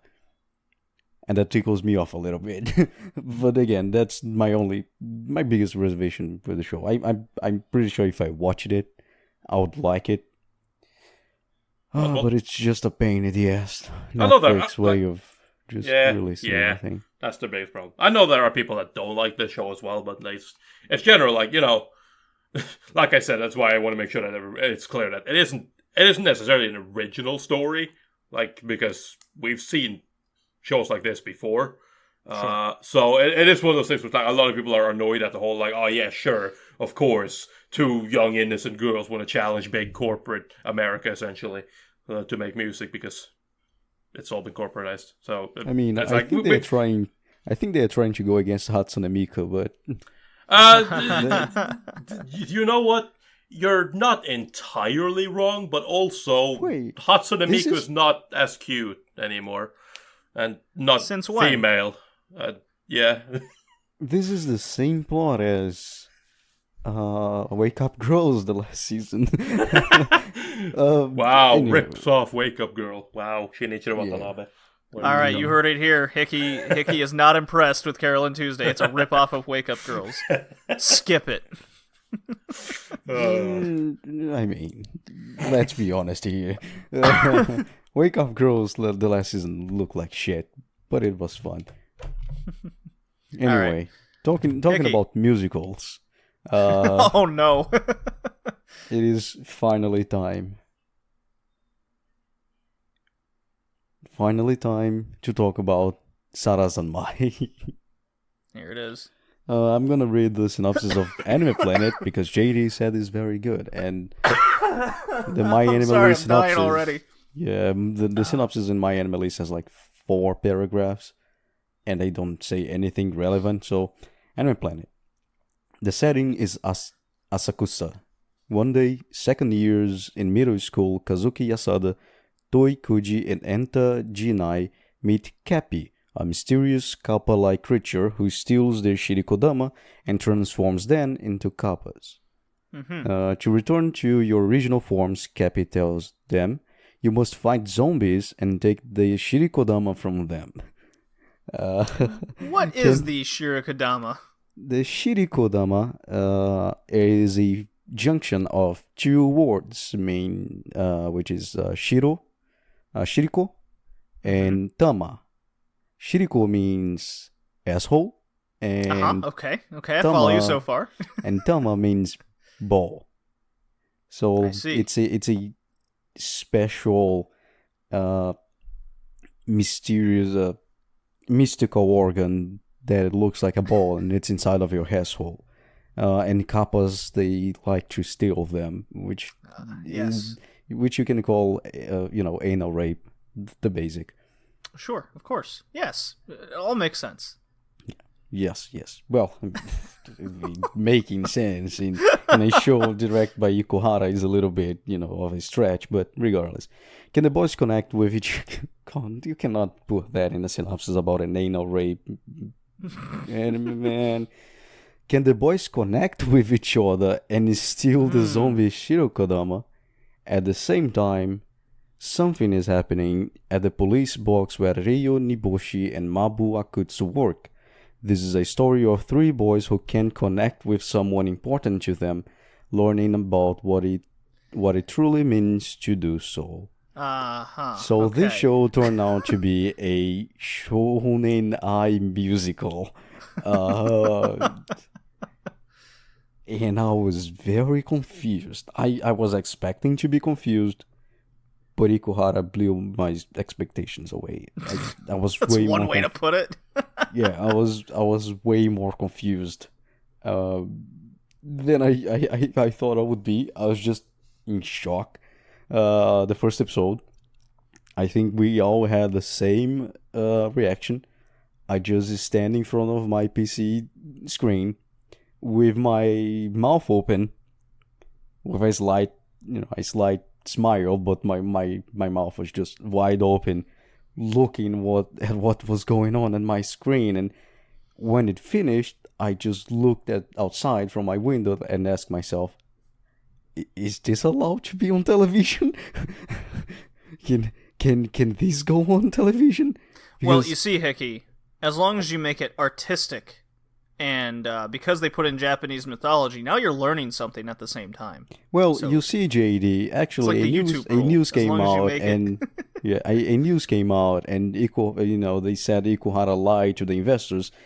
He basically omitted all the gay shit and anal rape from the anime. He said, "Oh yeah, this is the anime." Here. And they looked at it like, "Oh, it looks cool." And then he had a meeting with the animators, and the other people went and said, "Yeah, no, there's anal rape in it, so just animate." So like he basically lied his way to doing this anime. It's very Ikuhara like, because I that's feel like not we a have to problem. watch this out of principle to completion. Yeah? Are you kidding me? I was gonna watch this to completion anyways. Like, Yes? Ikuhara is crazy, but I love that about him. Like, no matter what, you can expect some shit from his shows, and this is just like, I remember like reading the fucking synopsis with Hickey, and it was just like, this sounds so fucked up.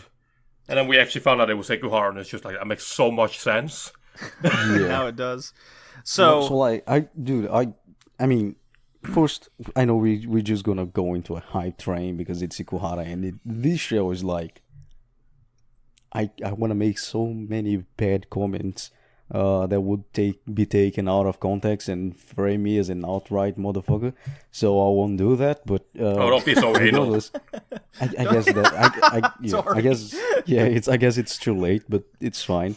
One thing about the show is, production wise, it is not very good. Let me just put it out of the way first. It uses the same combat scenes. The monsters are usually partially CG, so the attacks are usually in CG. So you just need to reskin the attacks, because all the times they fought a zombie, they had the same attack. True. I mean, that's kind use of the just same Ikuhara, animation. though. That's kind of Ikuhara, I though. You know, have that in I all know. of his shows. It's like, I know, that's why I'm saying that. Like, I'm gonna fondle the Shirikodama of Ikuhara in a little bit. So just wait. That takes most part of the show. Like, these battles, it's the same animation over and over again. But Ikuhara did that a lot. Every show you see of Ikuhara, you have that. He's been doing that for more than 20 years. yeah, the the same repeat musical structure. rendition. Yeah, the same structure. And what is good about that is, he's no, although he's crazy, and I think he drinks some stuff you shouldn't be drinking, like the stuff JD works with and melts your face. He is not dumb. He's a smart guy, and he learns with his experiences. He knows where to put the animation. He knows where to put the most frames into, and he knows exactly where he wants everything. So although you have a lot of repetition, although you have a lot of reusage of frames and things like that, it still doesn't feel, you don't have that dread feeling of, oh, here we go again, the same animation, blah, blah. Because the rest of the episode is very well done. And he's trying to incorporate he tried at least to incorporate a very Shaft viewing, a Shaft style to transitions and characters, which is very good, and it's really a Ikuhara thing to explain. It's really hard to go inside of his mind and understand what is going on. This show is just weird. This show is just So this is what I've taken from this Weird. show so far.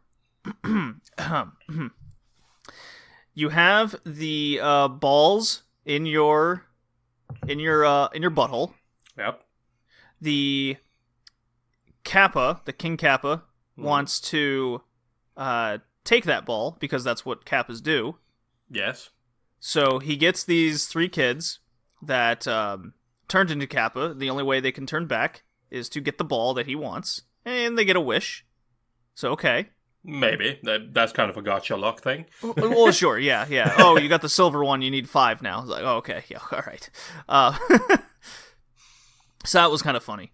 So you get these balls.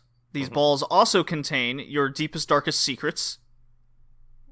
So there's your premise for your monster of the week. is you'll learn a secret of the monster and some of the characters, a little background, such I understand as right now. He liked to put his head inside of cardboard boxes when naked. It's like, excuse me. That is a very just specific Ikuhara. fetish. Like Ikuhara 100% did, and everything that appears in that show, as the zombies or the characters doing, some gay shit they do from time to time. Ikuhara did all of that. Oh, you think these are all Ikuhara's fetishes he's tried out over the years to see if anything sticks? Do you have a doubt? Listen, desire is such a big part of this show, so yes. Of course, we learn right away that one of the three main guys' secret is he likes to dress up. Cross dresses as the idol, dude. Yeah. the morning idol. No. JD, girl. Stop. Let's not talk about the show. Let's not talk about what happened in the episode because people need to go and watch it. Let's not spoil. Right. This is the show. I want no one to spoil it. It's just like Avengers Endgame. No one says a word about it. Let's just focus in production. The dish thing really confuses me. I don't know why that's the tick word. Very specific points in the plot. For example, I really enjoy how everyone goes around carrying a cardboard box with the secret inside. The actual physical representation of their secret is always on them, and if anyone takes the box or looks inside, you look inside them. Yeah, I mean, it's all... I think what we're seeing from Sarazanmai is everything that's symbolic or imagery, all those problems I had with Utena, they're much more clear in this one. It was all fixed in Penguin Drum. He finally got a hold of that, so that I'm enjoying that. It all makes so much more sense. Like, I get what's happening, but yet at the same time, because it's Ikuhara, I understand nothing what's happening.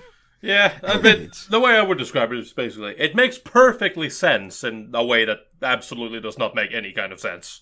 Right. We understand what all these things represent, but from a story perspective, we understand but you see, all. It's very interesting because we're talking about Fairygon, and they said, look, the Fairygon gives everything like wrong. It does the opposite of what you should do. By the books to have a good story and a good storytelling. And when you go to Sarazanmai, which no one understands what the fuck is going on. I know there's some balls in the anus, and then there's S-rape, and there's a kappa who sometimes becomes a human-looking thing, and shits... You can say human condom, it's fine. Yeah, he shits out... It's weird, but when you go to the basics, it's very simple. It's a simple story, it's very cohesive. When you go to the storytelling, it adds deepness without just dumping everything at you. Mm-hmm. Like the first episode, you open the episode with the main character like, I have a box, and I have this box, and I need to have it with me every time.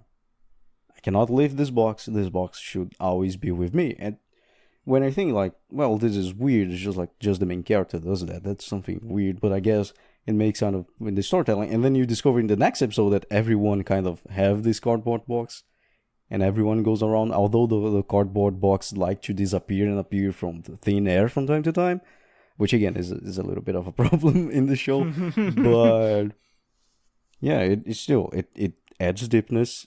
It has escalation. It is escalating. First, you just see the zombie. You understand the story. Then you have the policeman, which has a fucking musical number as well. Yeah, we get 2 this time. Hooray! Yeah, I know. I do. I love it. With Mamoru Miyano just going. Are the cops gay? I don't. Probably. I mean, probably, right? They gotta be. The way it's going. I know they are very sexy. I mean, listen, Ikuhara likes a sexy man, okay? Let's undo that. Yeah, that's not debatable. Oh, Yuriko Marashi. Yeah, and it's very coherent. Although you don't understand what is going on. It goes from a beginning to an end, and it escalates. So everything you have a good story and a good storytelling, is on Sarazanmai, even though you just sit there taking in a lot of things you just don't understand with your mouth open and going, this shouldn't be on television at all. But still, it is a very good story.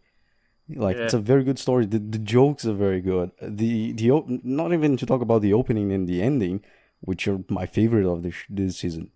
It is a very good show, and I think everyone should be watching it, or at least give it a try. You might hate it.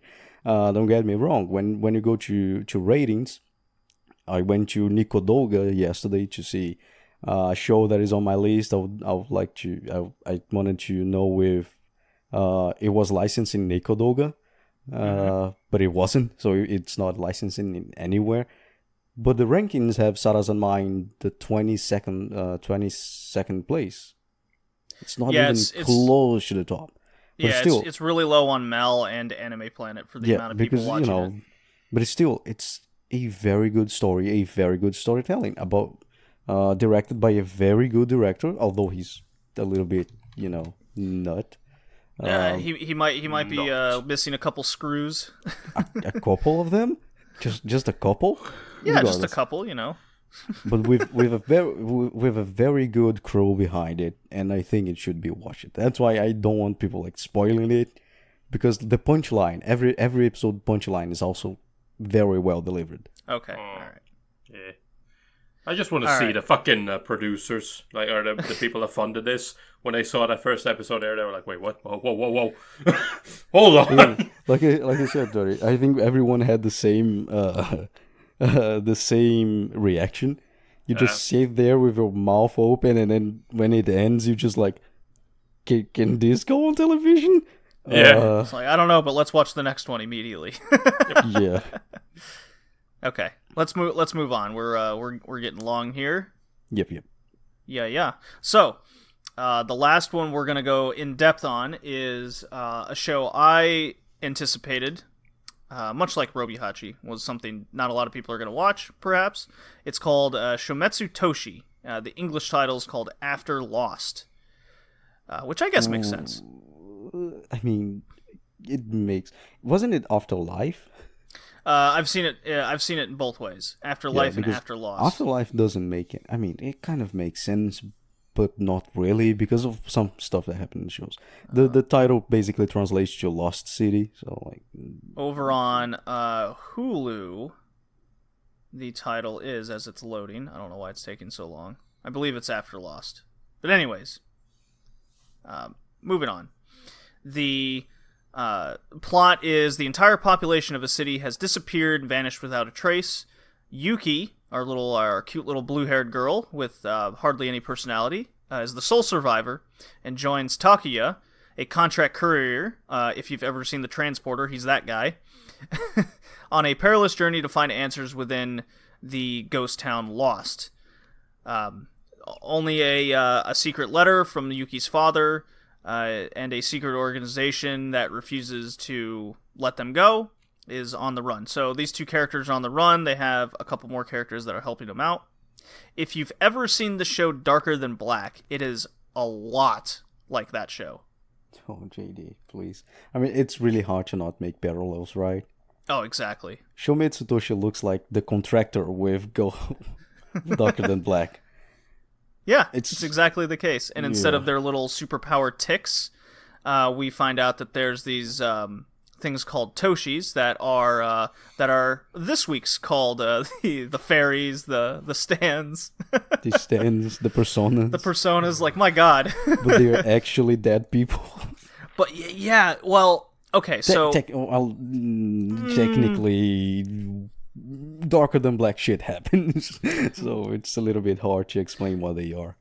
Yeah, they're kind of... So the first two episodes I thought were pretty interesting. You have the guy stealing the girl from the facility that has tested her night and day since the event of Lost. So they're on the run, pretty cool action sequences. The girl's scared, she doesn't have much to say, she's just kind of along for the ride, and her persona comes out, and it turns out to be the bodyguard of her father, who in the last moments before everyone vanished, was kind of reaching for her to try to protect her. So our initial thought is that you'll get these powers from the people that died and lost, and that's what they represent.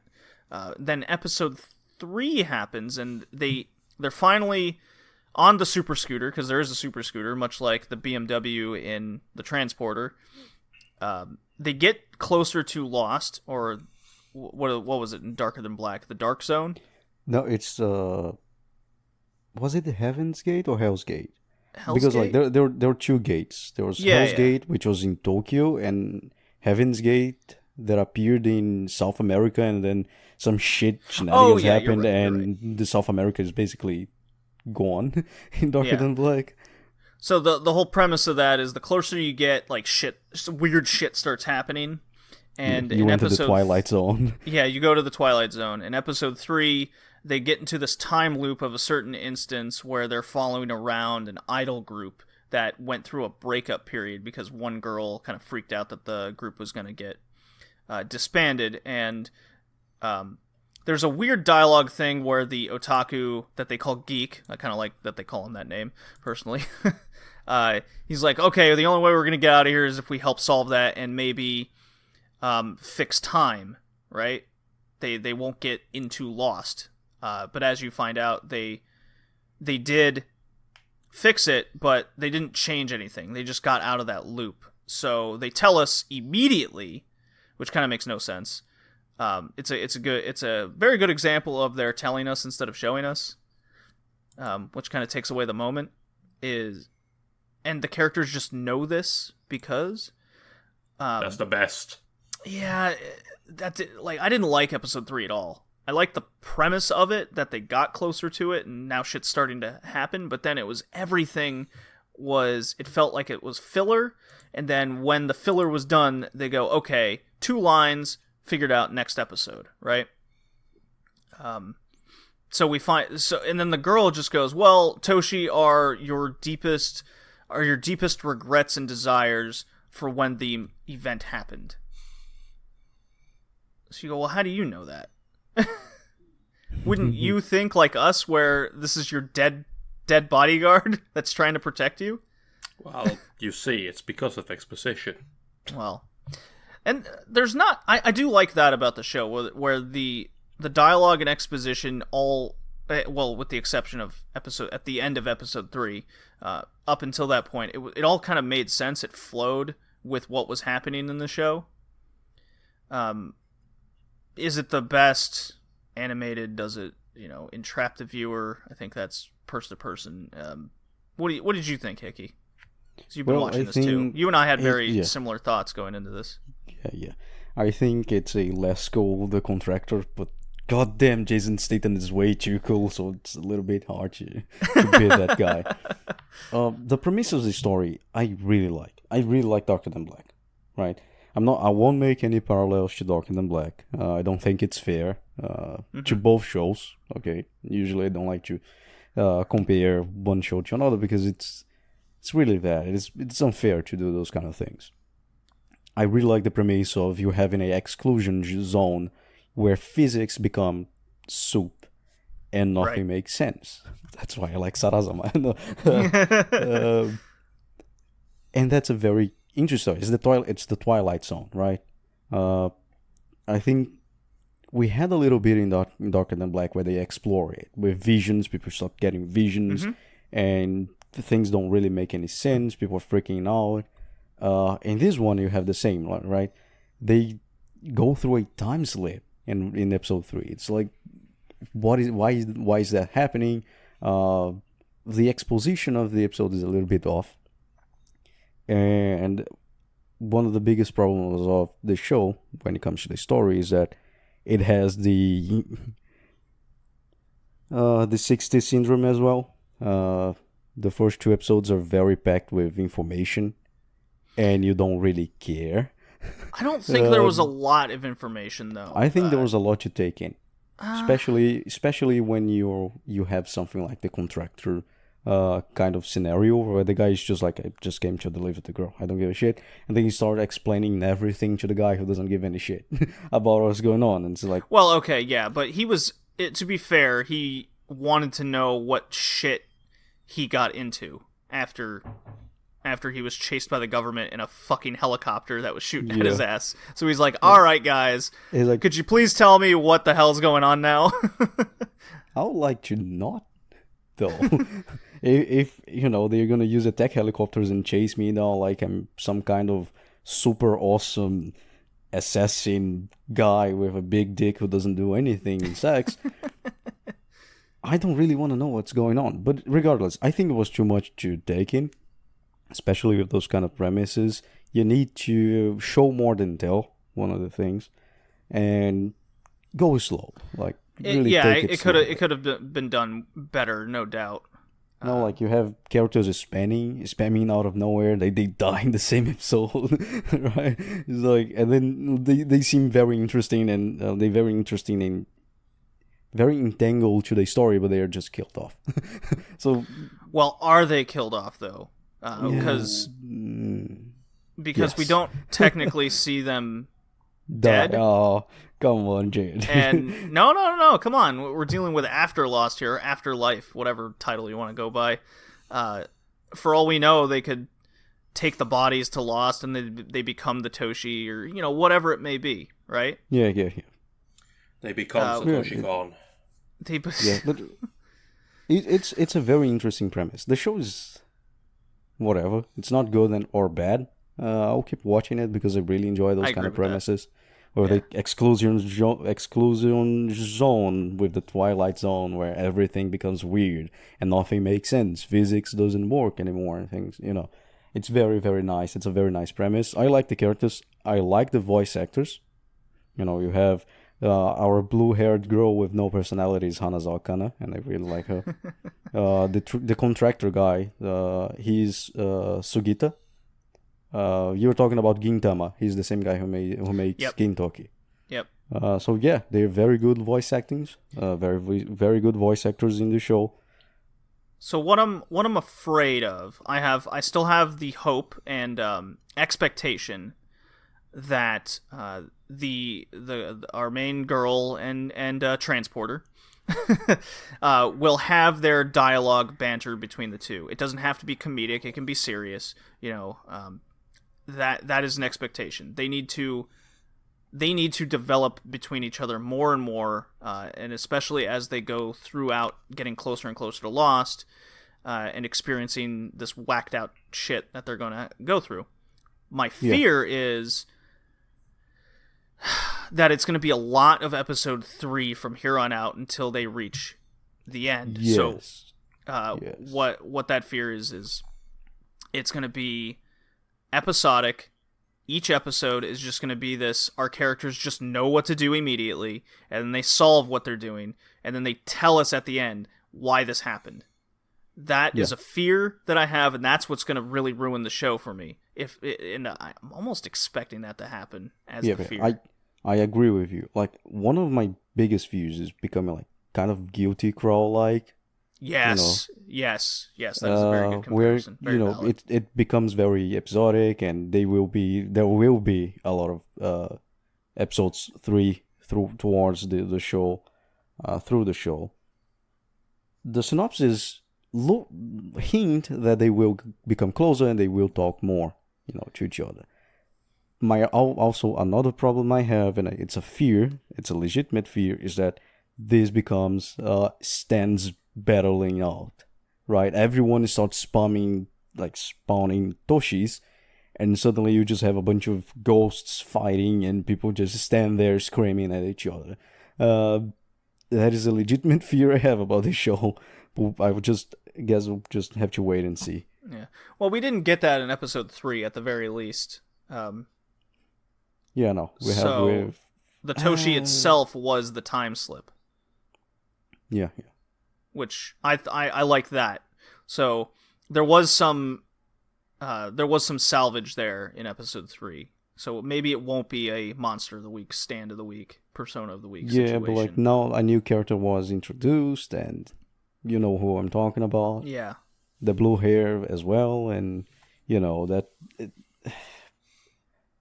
there's a lot to fear here. Yeah, it's not a good but not bad show. Just watch it. I think it's fine. It's entertaining.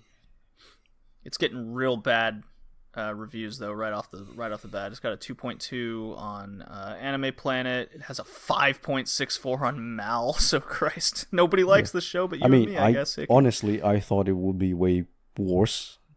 So I guess that's why I'm thinking it's fine. Production-wise, it's bad. So, take what you can.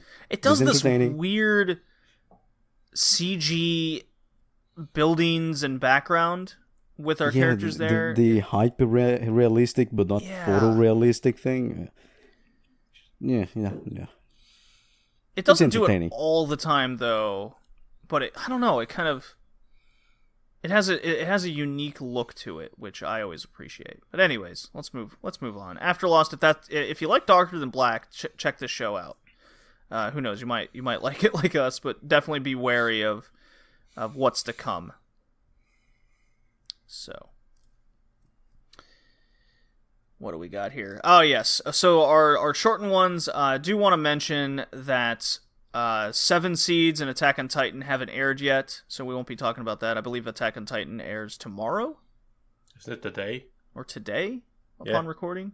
And then Seven Seeds is still about 2 months away from releasing on Netflix in full. So fingers crossed there. And so is the Island of Giant Insects, the best one. The best one. Yeah, there's a lot of shows coming out on Netflix this summer, so keep your eyes peeled. Fruits Basket. The Furuba. 2019 remake. Yeah, Furuba that I found out. I was like, what the hell is that? Everyone talking about Furuba. Okay, it's the synonym everyone's using. All right. I watched episode 1. I thought it was nice and soft. It set up the show very well. It's very shoujo-esque. Yeah, it's a shoujo, so it's a shoujo. Makes sense. So yeah, makes sense. Like I've watched. I liked it. I liked the first episode. Everything flowed well. I liked how it set everything up. What about you guys?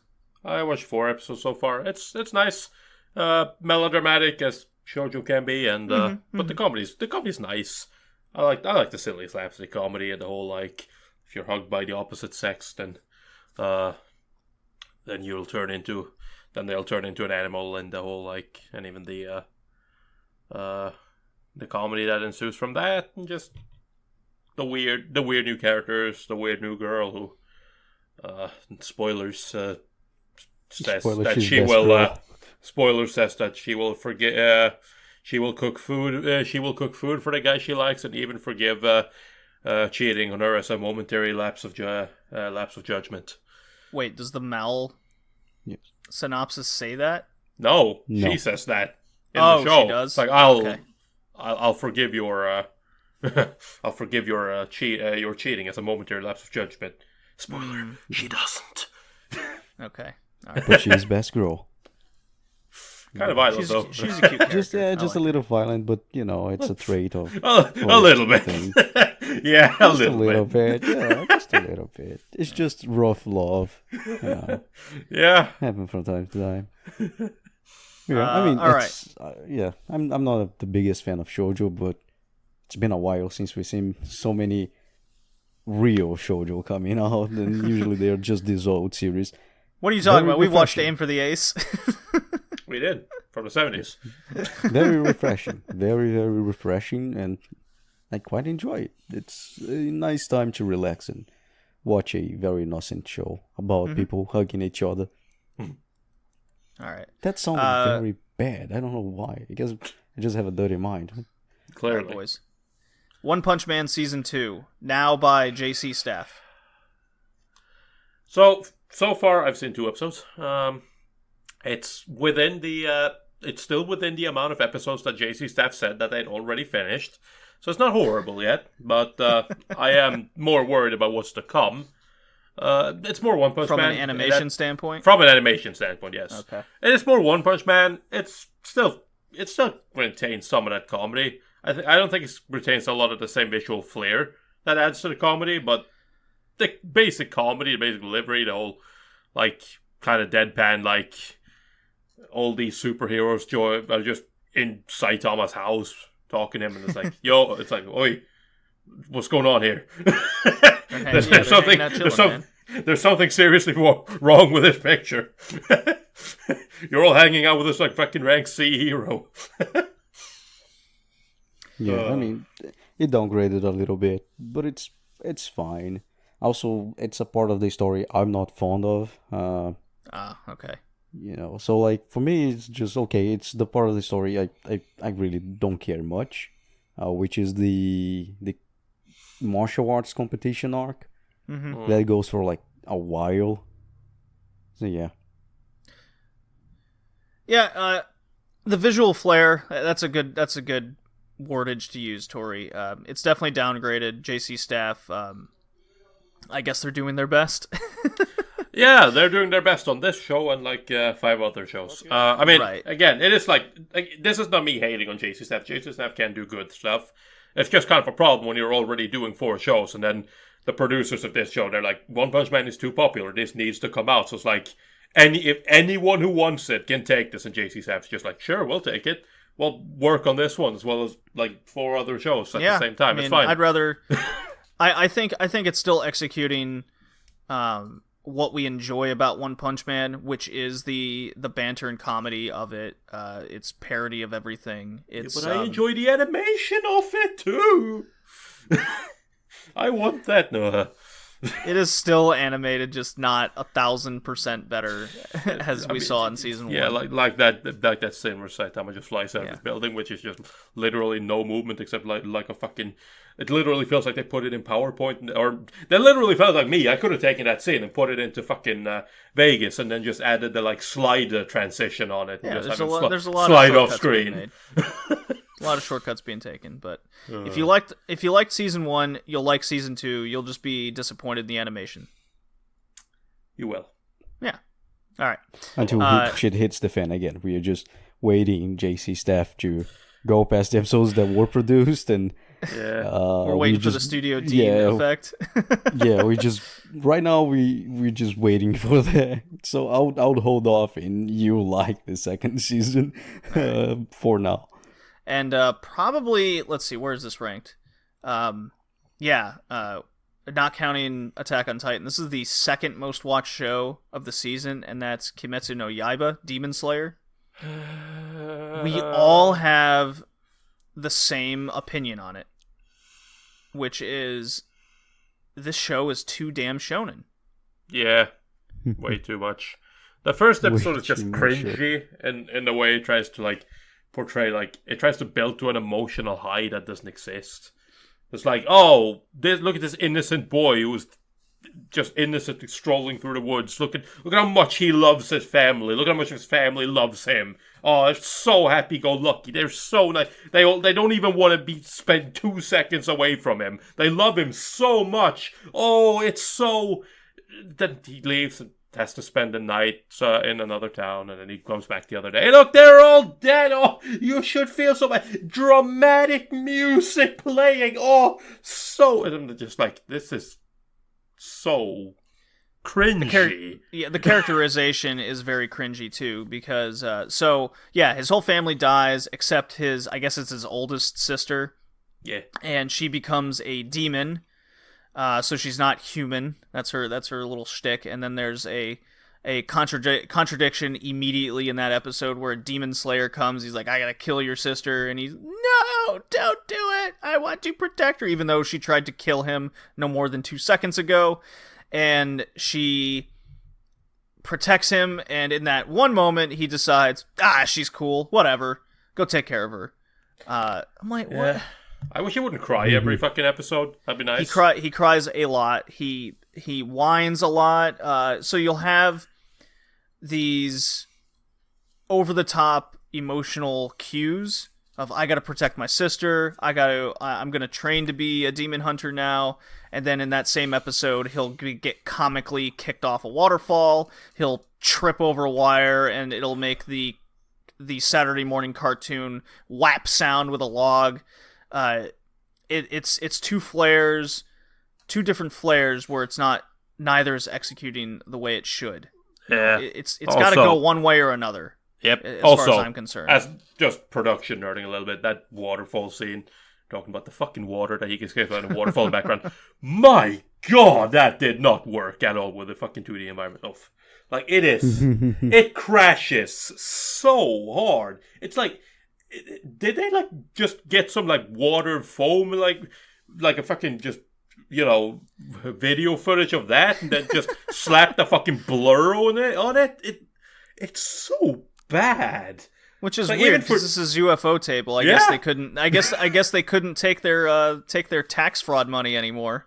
Clearly, to fund their studio or steal money from charities. It's like, Jesus Christ, guys. Yeah, and then of course as the thing goes on, action has started to creep into the show. So now we're getting a little bit more action, but we still have this problem, this shonen trope of, every character needs to present themselves. They need to explain what they are, how they work. Let me tell you how strong I am. So you get these, like, fucking, especially in episode 4, you get this demon who was just literally having a conversation with the main character about how strong he is. And then when they finally do fight, it's like, ha, you cut off my arm. Well, excuse you, but that doesn't work. You see, I regenerate. There's a lot of just talky talk. And I don't think it works in this because for a lot of shonen shows, when you get to those characters, at least you get a backstory or something on them, and they start they start looking down on the hero in certain ways. In this, it's just a demon that we don't give a shit about, right? There's none of that. Yeah. There's the other thing. The only thing is, like, the hint that, obviously, as we have with Nesco, there is obviously that just general kind of knowledge that you should have, at least you should have paid attention, is they are probably all former humans. They are probably all turned into demons, but, like, even still, it's like, apart from knowing that this has happened in Nesco, they've done nothing to kind of, like, enforce this, that these are humans who have been turned into demons. It's just like, it's a demon. Go kill it. Right. You can't kill it, by the way, but go kill it. Yeah. Unless you have a special weapon. Yeah, then they say the sunlight will kill them like vampires, or cutting off their head, but only with a special sword. Don't tell us why the sword's special. It's just special. Go with it. There's a lot of just misinformation and no information being told throughout the show, and it just makes, like, as a shonen fan myself, I'm cringing during a lot of this. So I don't get it. I don't get the hype behind the show. Maybe I have been told by fans of the manga that when it gets to as you said, Tori, as the action creeps in more and more, that it should get better. So my fingers are crossed on that. But from what we've seen so far, I'm more worried about this show than Shometsu Toshi. Wow. It gets better at episode 110, guys. Yeah, it's really fine. I've read the manga. I think, JD, you're being a little bit too impatient. They will explain everything. I think the best part of the manga so far, at least of what I've read, is when he finished training and he gets the sword. They will explain why the sword is special. They will explain. That'd be one of the first things you'd ask, though. I guess it's not important because he's not a demon hunter. So, like, not yet. Yeah. I also love how he kind of just gets roped into being a demon hunter. He's like, fuck it. There's like, oh, your sister's turned into a demon. Well, motherfucker, you're going to train with this guy because you're becoming a demon hunter, huh? Well, that's for that. I get, like, I know why he's becoming a demon hunter, but it's kind of like it's not even a conscious choice on his part to become one. It's kind of just he's told to go and train with this guy. You're going to become a demon hunter now. It's like, sure. I didn't like that either. It should have been a conscious choice for sure. What I will give the show credit for. What I will give this show credit for is it gets down to business. It's not fucking around, right? There's that episodes 2 and 3 is dedicated to his training and understanding, what he needs to go through, and time passes. You have 6 months, then a year and 6 months. So you see the progression, and it doesn't screw around with it. There is a meaning behind it, and that it introduces 2 mysterious other demon hunters, and I'm like, okay, I like this, right? Yeah. No, like I said earlier, it's like, again, going back to Fairy Gone, what Fairy Gone does wrong is that it doesn't know how it doesn't know how to tell its story properly. Like, it wants to be current, but then it's also about what happened in the past, and then it's also about what that will have to do with the future, blah, blah, blah, blah, blah, blah. Right? Kimetsu no Yaiba is definitely good in that the fact that when it starts, that's the beginning, and then it goes from there. So it stays consistent in that way, which is nice, right? It's everything from here, and then we're gonna go forward. I don't know how long they're gonna stick with that, but it stays simple in that regard, and I appreciate that. It doesn't try to like mess around with unnecessary fucking flashbacks here and there. You get obviously some. I'm not gonna say fuckery, but you do get some like information rather at times force you through some odd means, but I understand what they were going for, but I'm not 100% on board with that, but I'm not going to say what it is because that's spoiler. And yeah. Alright, so question before we move on. Did they explain in any form or fashion why the sister has resorted to like a childlike state while we see these other demons who are, You mean when he wanted her to go into... Oh, no, that. Nobody explained. They say he said. I remember when he, they were going, like they were getting away. They were hiding in the cave for the sunlight, and I do remember him going like, "Can you get in the basket?" And then she's like, "I know you can change size, so can you get in the basket?" So then she gets in the basket, and then she shrinks down and gets fit, so that she fits the basket. But so apparently it's an ability, I guess. I don't know. Other than that, I have no idea. Okay. I mean, they will explain a lot of the things later. My problem is not even with why I stopped reading the manga. It's not even with that first part. It's because of one particular character I don't like. Because I don't think it was well written. Okay. You can see him in the OP. If you pay attention, you will know who I'm talking about. Yeah, I think I know. He stands out very much. Okay. All right. So that was our spring 2019 impressions. Take that for what it's worth. And I just wanted to do a quick short review over Kakegurui XX. And Hickey, did you watch this? No, I have no interest in watching Kakegurui XX. So it's you and me, Tori. Did you watch this to completion? Yes. Okay. All right. So you and me, Kakegurui XX takes place directly after Season 1. School is a gambling school. That's how they get their rankings. That's how you find out who's the best. Everything revolves around the student council. You have the student council president, who's a psychotic gambler. And this is a story that she confronts her family, which is, I guess, one of the top families in Japan. And she basically relinquishes her student council role and says they're going to have an election. But the election is each student has a let's call it a poker chip. And that poker chip represents a single vote. You have to gamble other students to acquire their vote rather than the people, or you don't even have to. A lot of the students would just give away their chips, right? Yep. So what ends up happening is it's a familial battle because everybody in the family or the family line transfers to the school, and they're gambling. Family. Yeah, the whole Bami family transfers to the school, and it's a family infighting for the student council president position. And then you also have Jabami, who's, I guess, a branch family member that's been ousted. So she's connected. And then you have Mary, who's there. She is, in fact, there. She's, in fact, there. You also have the psychotic former student council girl who is still banging around Yumiko, and she is also, in fact, there. She is there as well. So you do have some of the recurring student council members, and the girl who was really into nails. I forget her name. Yeah, the one who's very important, definitely.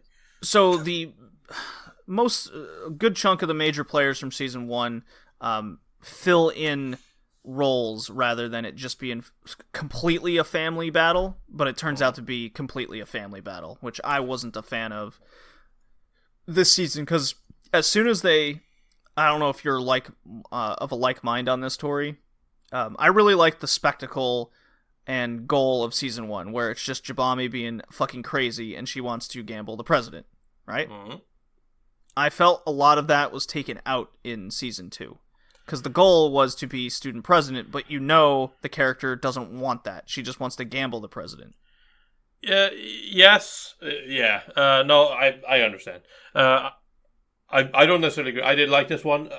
I understand why you like your problem. But the thing here is that, to me, this is more about the actual student council president rather than Jabami. Because Jabami is still here, and she is still, kind of...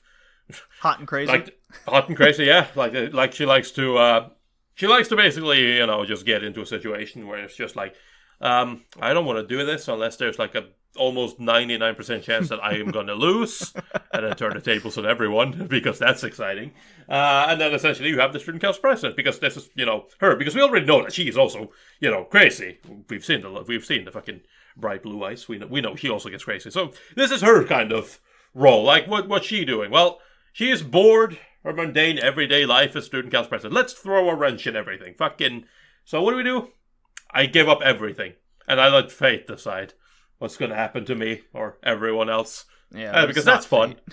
Of course it isn't fate, but I mean, neither was season 1. It's like, essentially a lot of the main players of season 1 kind of gets ousted. Now it's like, a lot of the student council presidents, you just get to see them lose against the other family members, because, we need to know that the new family members who just not even enrolled in the school, they just showed up. So you need to know that they're way better than the former student council presidents or the former student council. So of course we have to see them like effortlessly beat them, but not for long, because we can't spend time on this. Then we get to see like more extreme shit. Like, I say more extreme, it isn't even more extreme, but like the full like torture stuff, and like, well, let's play a game where we bet not our money, we'll bet our finger. Shit like that, and the votes were on the table. I mean, yes, but losing a finger is probably a little bit bigger deal. You can at least get back from not having money. You can't get your finger back. But yeah, no, it's I like it still, but it is a case of just more of the same with different characters, and Jabami not having as much of a main character role. So now it's like the main character, who is not the main character, because Jabami is Yumiko is the main character, has Yumiko become less of the main character, making the student council president I wouldn't even say more of a main character. She is the focus, but she herself is not all that present for a lot of it. No, exactly. And, your main focal point of the show, I think, without it focusing on a single person and having a goal, like, okay, if this was all about Mary, right? Yeah. And having Yumiko by her side, and the focus was her getting to the end goal, I think that would have been much better. Even with all the shenanigans of the familial issues, which I was just not a fan of. If there was like 1 or 2, that would have been a different story, but it was like 10 of them. Oh, there's a lot of them. But I mean, I just think it's funny for what this actually does to, the actual main character of the show, because now he is even less relevant. Right. Talking about how, like, these characters, they're still there. It's like, technically the main character, I don't even remember his name. Technically he is still in this. Technically he is, but technically he is still in this show. But not really. If I'm not mistaken, there's many episodes where he doesn't even show up. There's a couple, yeah. There's a few where he's not even there. But he's more of your camera anyways. I know, but he's not even that. Yeah. He's not even I didn't mind him just kind of being absent in the... I don't either. He is irrelevant to the overall show. Yeah. So it's like the fact that he's gone. It's like, that's kind of what's funny to me, though, because like, I have to actually think about it. I can barely remember. Yeah, there were times where he wasn't there, because I don't remember, because he doesn't matter at all. So then here's a question, and then we can kind of finish up the review, because it's more of a spectacle show of watching the gambles happen, and they're going for the student council president, and we don't get it doesn't finish. Yes, it just kind of cuts off. Like, that's what we have now. What was your favorite gamble? I did like the revolving tower thing. I thought that was neat, mostly because then we have the student council president there, and we have Yumeko, and we have the president's secretary and whatnot, and it was kind of like bit of a rub off at the ending. But I mean, obviously they weren't gonna actually have a character kill themselves. But at least they had an explanation to it. Yeah. Yeah. Where you if you would have picked any of the 4 other outside doors, you would have actually died, but you picked the right one because you thought you were gonna die. Yeah. So I did like it. I did like logic it though. Was thrown out for a second. Yeah. I did like that moment though, where she's just like, "Well, I guess I'm gonna die then." So I go and fucking choose this door to jump out of. Jumps out of it, and then literally she's just like reminiscing about her life with her, or about her time with the student council president, and then the student council president just comes jumping out after. It's like, wait, whoa, hold on, no, what are you doing? Did you understand the algorithm and sequence solving of the tower?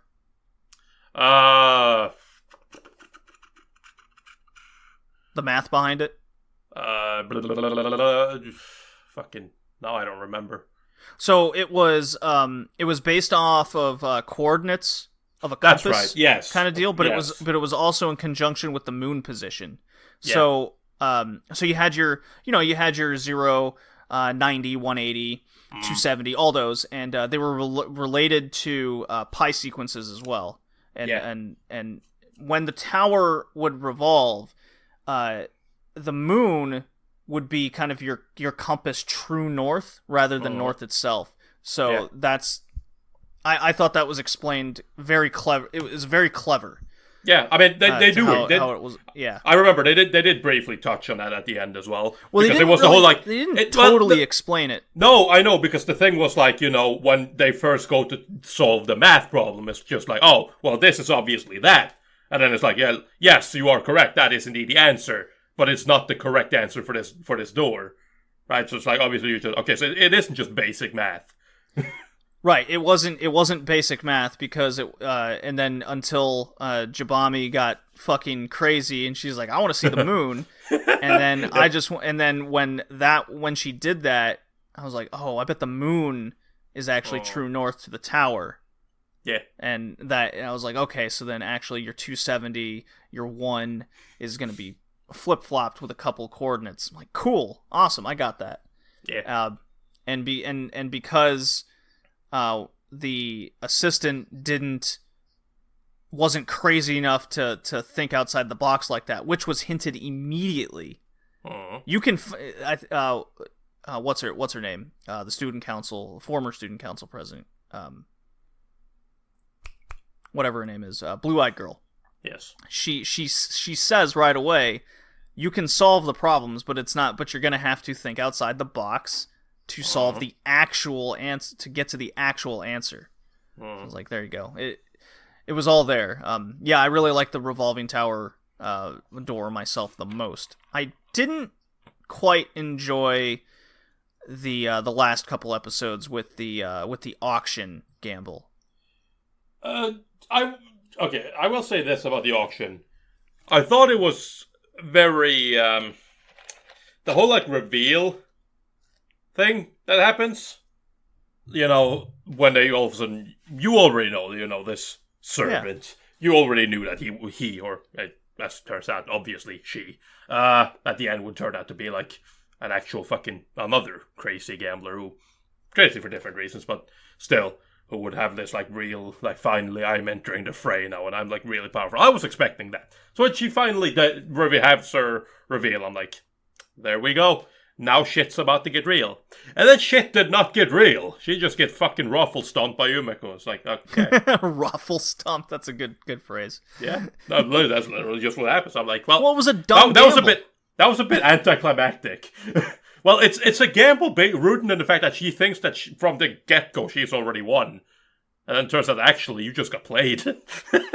Yeah, it was literally what multiple characters said. It was, all we have to do is not give a shit and not play, right? Yep. And we win. Yumeko doesn't do that. She doesn't play by those rules. Well, she's crazy, so then Mary had to be like, all right, 101, because it was whoever, these chips are worth 100, so you can auction to a 90 and you'll get a 10%, 10% profit. But I'll gamble 101, so then nobody wanted to do that, and okay. Yep. I didn't like it. No, me neither. It was too anticlimactic. It was very anticlimactic because all up to that point it was fine. I was entertained, but the reveal wasn't up to par. It didn't have that crazy nonsensical ending that the first season did, which was an original ending, but yet not. Should have had more anal scenes. Should have contacted Ikuhara. You know what? We're gonna gamble the organ in your asshole. I'm sure it would have turned at least a couple heads. So that was Kakegurui XX. I think I ended up giving it a 6 out of 10, which was a lot less than what I gave the first season. Yeah, I think I gave it a 6 or a 7 as well. I still enjoy it. Like, I don't think Kakegurui is all that amazing anyways, but it's just a dumb fun show. Like, look at these people as they have ahegao faces as they gamble. That's Kakegurui. My mind drifted away. When I came back, you guys were talking about gambling with your anal virginity, so good. I'm glad you got back at just the right time. I'm glad you guys had your considerations of a Kakegurui, which I probably won't watch. I might watch it. One day I might watch it. I don't know, I have a weird relationship with Netflix shows. Because I'm not a binge watcher. I mean, I was more of a binge watcher. But, when I had to stop watching a lot of anime to study, to become a lawyer, I kind of stopped binging. And for me, it's just a pain to binge now. I don't know why. I have that same problem. It's like, well, I don't mind binging, but I don't like binging seasonal shows when I could be watching it week to week. And instead binge shows that, I actually care about that's already finished airing. Like Touch from the 80s. Yeah, sure. Binge Touch. Maybe sometime in the future. Yes. Definitely sometime in the future, because we're going to reveal that shit. Maybe. We'll see if I can be bothered. All right. Let's move on, shall we, guys? All right. Yes. Now, it's time we start dealing with the business at hand. Tori, take it away. Me. All right, then. So, like I said in the beginning, today we're going to be reviewing the movie Akira, which is a movie produced by Studio Tokyo Movie Shinsha, or better known today as Studio TMS Entertainment, who's done shows like, Lupin, for example, which I'm a big fan of myself. Detective Conan. Yeah, nobody cares about that one. No, that's not even popular. Hey. Come on, JD. No, Detective Conan isn't even popular. What are you talking about? It's one of the more popular shows. I know. Anyways, it was also directed by Katsuhiro Otomo, the guy who's directed Memories, Steam Boy, and oh god damn it, JD. More importantly, he's the scriptwriter for Rujin C. Yay! I want everyone to know that was JD who wrote that down. Damn right, I did. Super I did bad not for want life. I did not want to say that. I was forced at point of podcasting. And yeah, it's also based. Well, it's not really. It's also got a manga, which was also created by Otomo, because he is also a mangaka. So, nice. And it was released in July of 1988. The best year for anime, obviously. So yeah, the summary from Anime Planet goes like this. Following the disaster wrought upon the world by a mysterious being called Akira, Neo-Tokyo is now in social and economic turmoil. In such a decaying city, feisty Kaneda and his shy friend TETSUO survive by running around in a biker gang. Not driving around, they're running around. Yep, apparently. Chasing local rivals and generally evading the police. Everything changes, however, when TETSUO crashes into a strange-looking boy during a bike chase, and the military ends up taking him away. When he eventually returns to his friends, he's no longer the same weak little boy they always knew. In fact, a military experiment has turned him into something beyond human imagination. While the military is intent on reclaiming its specimen at any cost, TETSUO is sick of being bullied around and is about to show everyone, including his friend Kanada, exactly who is boss. Damn right. Damn right. And boy, did he do that? I do want to point out before we get this thing started that takes place post World War III in 2019. In 2019. Yep. Government was testing 4 creepy children that have psychic abilities till one named Akira goes out of control, and that's what caused World War III in 1988. I believe that's how they started that out. Akira itself, the movie, our main point, does take place in a cyberpunk dystopian world in 2019. And it's also note that Blade Runner and Running Man also took place in 2019. So hooray! So what you're saying is they're all the same. They're all the same, exactly. And on the DVD to Akira, there was a really funny commercial where the DVD in, crazy trailer voice goes, Akira makes Blade Runner look like Disney World. Yeah, I took a screenshot of it and posted on Twitter and the like. It was really funny. Yeah. I mean, that makes sense, though. Because obviously Akira is very, there's a lot of shit going on. It might be post World War III, but it's not exactly like peace has entered. No, there's some shit that happens just in the first 10 minutes. We get a dude getting pumped RoboCop style from the military. Just lots of blood. There's lots of blood in this movie. That it is. And you even get a woman getting her shirt just straight up ripped off in an alleyway from these punks, and then just punched in the face like Hajime no Ippo. Just bam, right in the nose. It's like, okay, definitely put your kids to bed before watching this kind of stuff. Yes. Akira, it definitely created many a nightmare. It's just kind of sidetracked, but I still like the stories, when this finally was brought over to the West, people went to see this in movie theaters, had no idea what it was. And then they get meted with this, and it's just like, what the fuck is this? I thought this was a cartoon. Tis not. Tis not, no, indeed. But I do like the dystopian setting, and the whole fancy new Tokyo that's shown. But I think what I especially appreciate is the whole setting for the kids and the biker gang, and I'm the scenes from the school and whatnot. How you can kind of just see it it's on the outside it tries to be a facade of control, but then you get the shot from inside the school. It's everything is broken. There's a fucking engine sat on the fucking desk where the teacher's supposed to be, and everything is broken. The blackboard's broken. I like that little contrast. On the outside, full control. On the inside, full chaos. There's a lot of that throughout Akira. So. Now the amount of detail and giving us a setting of what this world is very clear, right? Yeah. You had a war. They don't go about explaining how the war went down or all this needless information of why the military in between the war and now are doing things. It's just the military's bad. They're testing shit, right? They were testing shit before the war, and that's what caused it, kind of deal.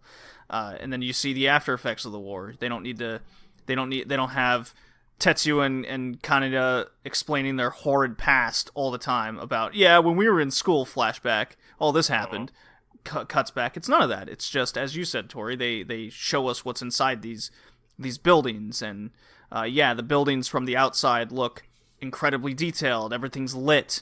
Everything's well animated to show us these crazy panning buildings, and then it cuts into just offices and military facilities, and everything's just highly scientific and yet crude. Yep. All in one. It's very cool. Yeah. And that's something that, again, talked about anime. Obviously, comparing movies to TV shows isn't exactly the best because there's a bit different. But there is always something to be said, because Akira obviously has its two facets. It has its actual story, right? The storytelling that it actually does through its characters, through the actions that are happening, through everything. But then it also has the visual storytelling, right? There's a whole lot to be gleaned from that movie just by looking at the world that they're currently in, right? So there's a whole bunch of just neat little things they do to like really set the scene, and Yeah. it's There's not really a it's not something mentality. you see in at least not done as well in a lot of other even movies that Akira did. There's a leading mentality of showing more than telling you. So, you can just pause the movie and analyze a scene. You have stickers everywhere. You have the crudeness. Some things are broken. Why they're broken. Everything is at a place on purpose. So, you can fill out the word and fill out it with context without saying a word. Just showing how it is. If you read the stickers, you have some other things you can get from it. It's a very interesting one. It's a very interesting setting. I think there's an art book. There's an Akira art book. Yes, there is. It should be really awesome to own it because the amount of information about those settings in a art book about a property that was built with a thought of showing the world more than telling it is probably really, really cool. Yeah, they also used a lot of like digital photos and whatnot for the background, which is honestly still kind of impressive to look at, because like you obviously you can see it, but it's not like when you think like digital photos and CG and whatnot and backgrounds, like you tend to get this like kind of like iffy look to it, but the backgrounds in Akira just look really good. So knowing that they're like digital photos is interesting. Nothing clashes visually with each other. Yeah. Ever. Yeah, so it was. Yeah, I guess. I guess. So as I was watching this, I immediately noticed, and I've seen this movie before a couple times, so this is probably the third or fourth time I've seen this now. I noticed how much, now that I've watched so much more anime, so much more TV shows, played so many more video games, how much Akira has influenced the world today. From Final Fantasy VII with the cyberpunk, big calamity. You're going against, the whole science takes over situation. Even Evangelion with its whole themes and where everything's stemming from, to even something like Stranger Things going on today, with kids with psychic powers, with numbers on their hands, both coming from the 80s. Multiple kids going through that, hiding from the government. That all of that. It's pretty crazy. There's even a clips you can look up where people have taken just the famous bike skid. Yeah. That Kaneda does. Yeah. Where there's like a minimum of 20 things that have done the exact same situation taking from Akira. Yeah. It's kind of funny, right? That thing kind of became so iconic, because it is like, it's not, it's neither at the height of the movie, nor is it really that long. It's kind of just like, that's a little bit of weird thing, all things considered, throughout the entire movie to get fixated on, but hey, people thought it was cool. Yeah, I thought it was very cool. I mean, I agree. So it's definitely one of the weirdest things. I think when you get to the high point of the movie with TETSUO with the mechanic hand and going crazy trying to kill Kaneda, whatever, they're way more how should I say it? Memorable scenes to be copied, but the biking, like the bike slide, is just, I guess every time someone talks about Akira, the bike slide is the first thing to come to mind. Yeah. I even made a video where I talked about Akira, and I was just like, I needed to have the bike slide in there at some point. Like, you can't not. I don't know, one of my more memorable moments in Akira that isn't the bike slide is definitely when Kaneda is looking at a crazed out Tetsuo, and he just screams looking at the sky, "Tetsuo!" Yeah. I guess that makes sense. Yeah, no, like I said it earlier, but my most memorable scene apart from that is the like setting or like when we get the kids in school, because I just like that whole picture, like when you. Because we've seen, again, at this point, we've mostly seen the city, like, from the outside, and then when you finally get that, like, cracked interior, it's just like, damn, this place really isn't it as good of a condition as the outside makes it look like. I mean, I guess my favorite scene is when Akira reappears. It's just, so good. The pieces just coming together. It's really good. Yeah. You might even say the movie is really good. I would say the movie's really good up until the end, where everything kind of goes to batshit. Kinda. Kinda. I mean, it does go batshit. I don't know if I would say it goes too batshit, but yes, it does go really batshit. It's. I guess we'll get there. Well, I mean, we can talk about it now. Nah, we can talk about that later. Okay. Well, keep going, Tori. I really don't have anything to say. Remember, these are your thoughts written down. Well, yeah, these are my thoughts. Yeah, exactly. I've made my point. Your thoughts written down, buddy? Nope, I have none of my thoughts written down. No, my thoughts are in my head. Okay. They're not written down. All right. So, I really like the lesson to this. This is kind of my institution or not institution. This is right. This is right in my ballpark of what I like about whether it's video games, TV shows, where it's a cautionary tale of science and then a government institution abusing science, right? And everything builds from there. And Akira having such a premise on taking these 4 children of the corn children and testing on them, and one goes out of control. So this premise. And instead of learning from it, they're continually testing them or trying to abuse this certain science. Didn't learn at all, and we got that in Future Boy Conan. We get that in numerous other 80s shows.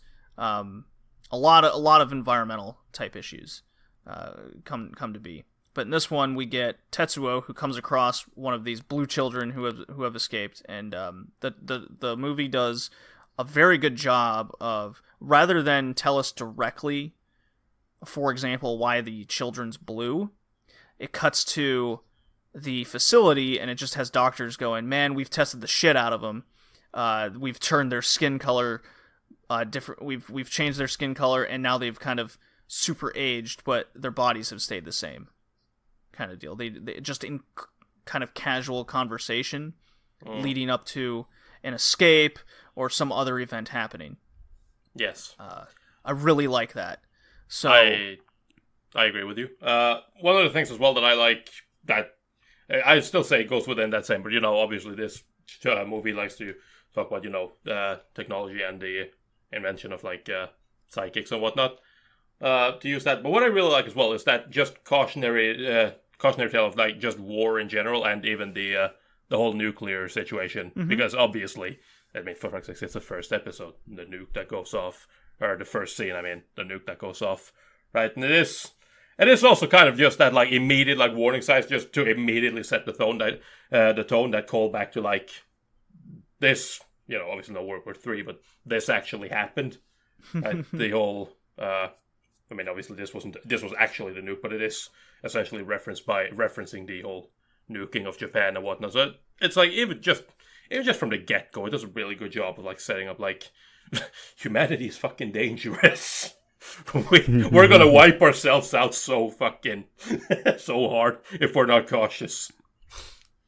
Well, yeah, I mean it really is a central theme of Akira, especially with Tetsuo, because he has his inferiority complex and he thinks everyone is better than him and kind of outcast. And when he gets this power, he's like, I'm gonna show who's the boss.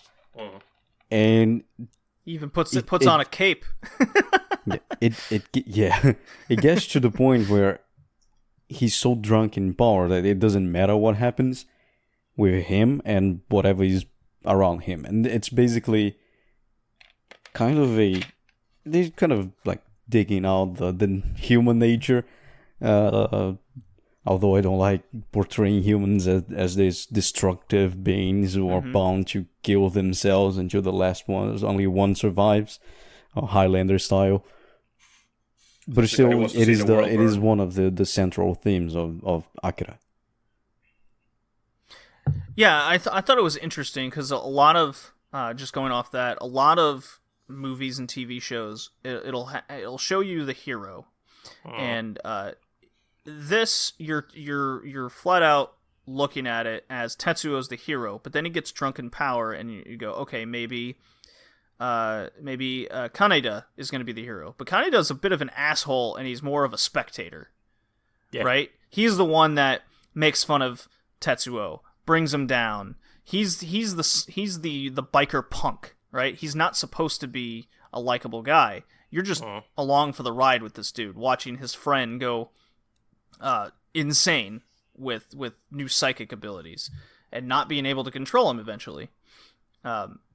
So what are you, the viewer, supposed to then take from your hero not being the hero anymore, and then your side character or other main characters, co-main character, just being a dick, right? What are you supposed to latch onto other than just everything spinning out of control and just accepting that chaos is coming, right? And when that moment happens, that's when, to me, when the movie, and now that I'm 4 or 5 times watching this, when that moment happens and everything's kind of spun in that direction, too much chaos does get a little overbearing and overwhelming to understanding what's the point of the story going on right now, and that's why I say the ending doesn't work for a lot of people. I do agree with. It doesn't work for other people. I don't necessarily, because for me it feels like the show kind of wants to take us in this. Because the show is by no means a fucking positive spin on anything. It tries to instill this. To me, it tries to instill this sort of like helpless feeling in you, like you say. You feel like you have absolutely no one to connect to because no one's on your side. Where's the savior? Where's the one who will help people? Where's the one who will do good? Where's the one? They don't exist. And at the point of the story, which Akira takes place, it's the point of no return. This is just gonna get worse. Right? It's post World War III, but like I said, it's not peace. There's some kind of symbolic peace, but it doesn't really exist. There's rioting. There's a guy trying to fucking smuggle out a psychic who gets absolutely fucking destroyed by the military. Like there's protesters, people painting like big warning signs in the street, tipping cars over, tipping. Like there's a constant source of chaos. There is absolutely no one to turn to. Even the quote unquote rich people, like you see earlier, the elite, the people who should be living in good condition, they're still also kind of being affected by this, as you see. Well, when the biker gang, Tetsuo's, Kaneda's biker gang, and the clowns, when they're driving around, you get that little shot from the restaurant where fancy little restaurant, and also bang, guy just goes flying through the fucking window. Like it affects everyone. Like no one's safe. And I feel like that's one of the things that I like about Akira. It's like it affects everyone. No one's escaping this, no matter who you are. I mean, what I took when I saw Akira is like, you see, you always trying to find a hero, and you find this hero, but he actually is corrupted and blah blah blah. What I took was, there's no hero. It is very simple. You have a guy, and he just wants to kill another guy, and the guy who is trying to not get killed. You don't have a hero. You don't have like this adamant moral standards of a hero. No one is a hero. Heroes do not exist. It is very simple. It's the same. It's very close to the catch line in something like Welcome to NHK. Where welcome to NHK, you get the catchline of no one is gonna help you, no one is gonna save you. The world doesn't work that way. And when you go to Akira, you are seeing a fiction work. You expect the moral one. You expect the guy with the best moral standards to guide you through and be an example, in contrast with someone who is not, who is the villain. But guess what? That's not the world. The world doesn't work that way. You don't have heroes. Heroes don't exist. And Akira, by the lack of heroes, does what is its best. Showing you that some people have problems. Sometimes some people get power and they go crazy on it. Because, like the Simpsons movie explained, it's way better to go crazy when you have power. Everyone is susceptible for corruption. For getting a wrong turn and ending up like Kaneda or TETSUO. Yep. Right? And that was what I took out of it. And I was like, all right, this is good writing. I don't need a hero in Akira. I actually prefer it without thinking someone is a hero. At least, at the end you see it's not even a hero when Akira appears. He's more like a fucking god. But still, that lack of hero is not a problem. Or, having, betraying your expectations of thinking someone would be a hero is a good thing. Because they don't exist. And Akira makes a very good point and a very good way of showing that. But most important, it's a good looking movie. It's very good looking as well. It's incredible. The animation is stunning. It's, Redline and Akira and then everything else. Yeah, kind of. Yeah.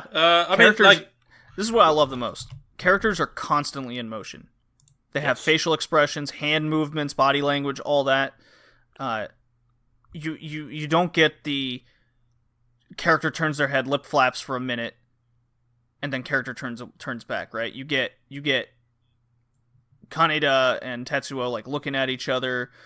Their eyebrows are going up and down. Their mouth is getting distorted because of how they're talking, whether they're about to laugh mid-phrase at another's joke.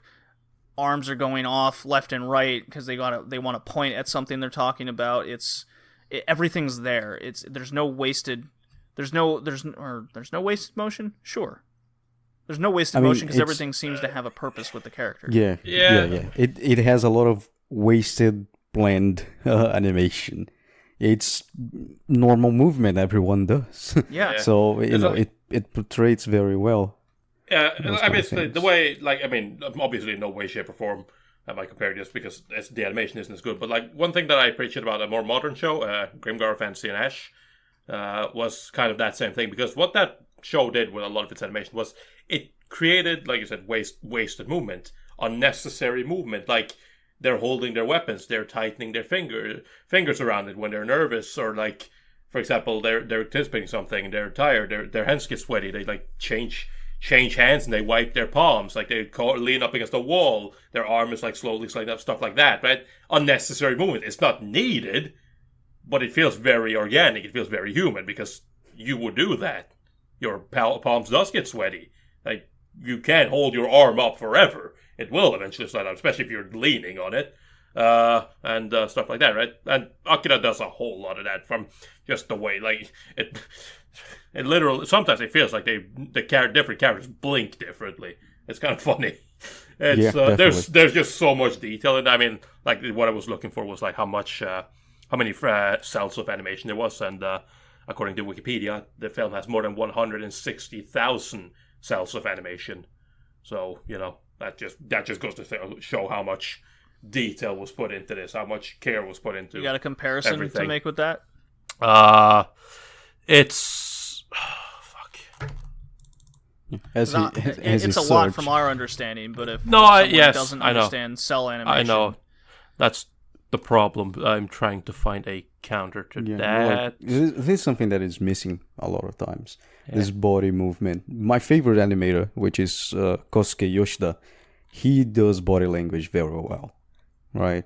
And it you pick it up, you see it. There's something different. The moment you see, and makes you appreciate a lot.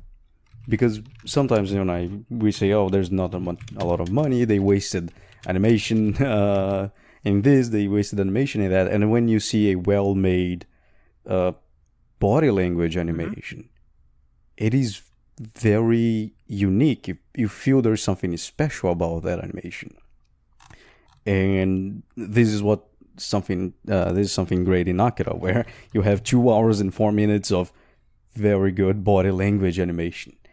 And that contributes for the animation and movie being very unique.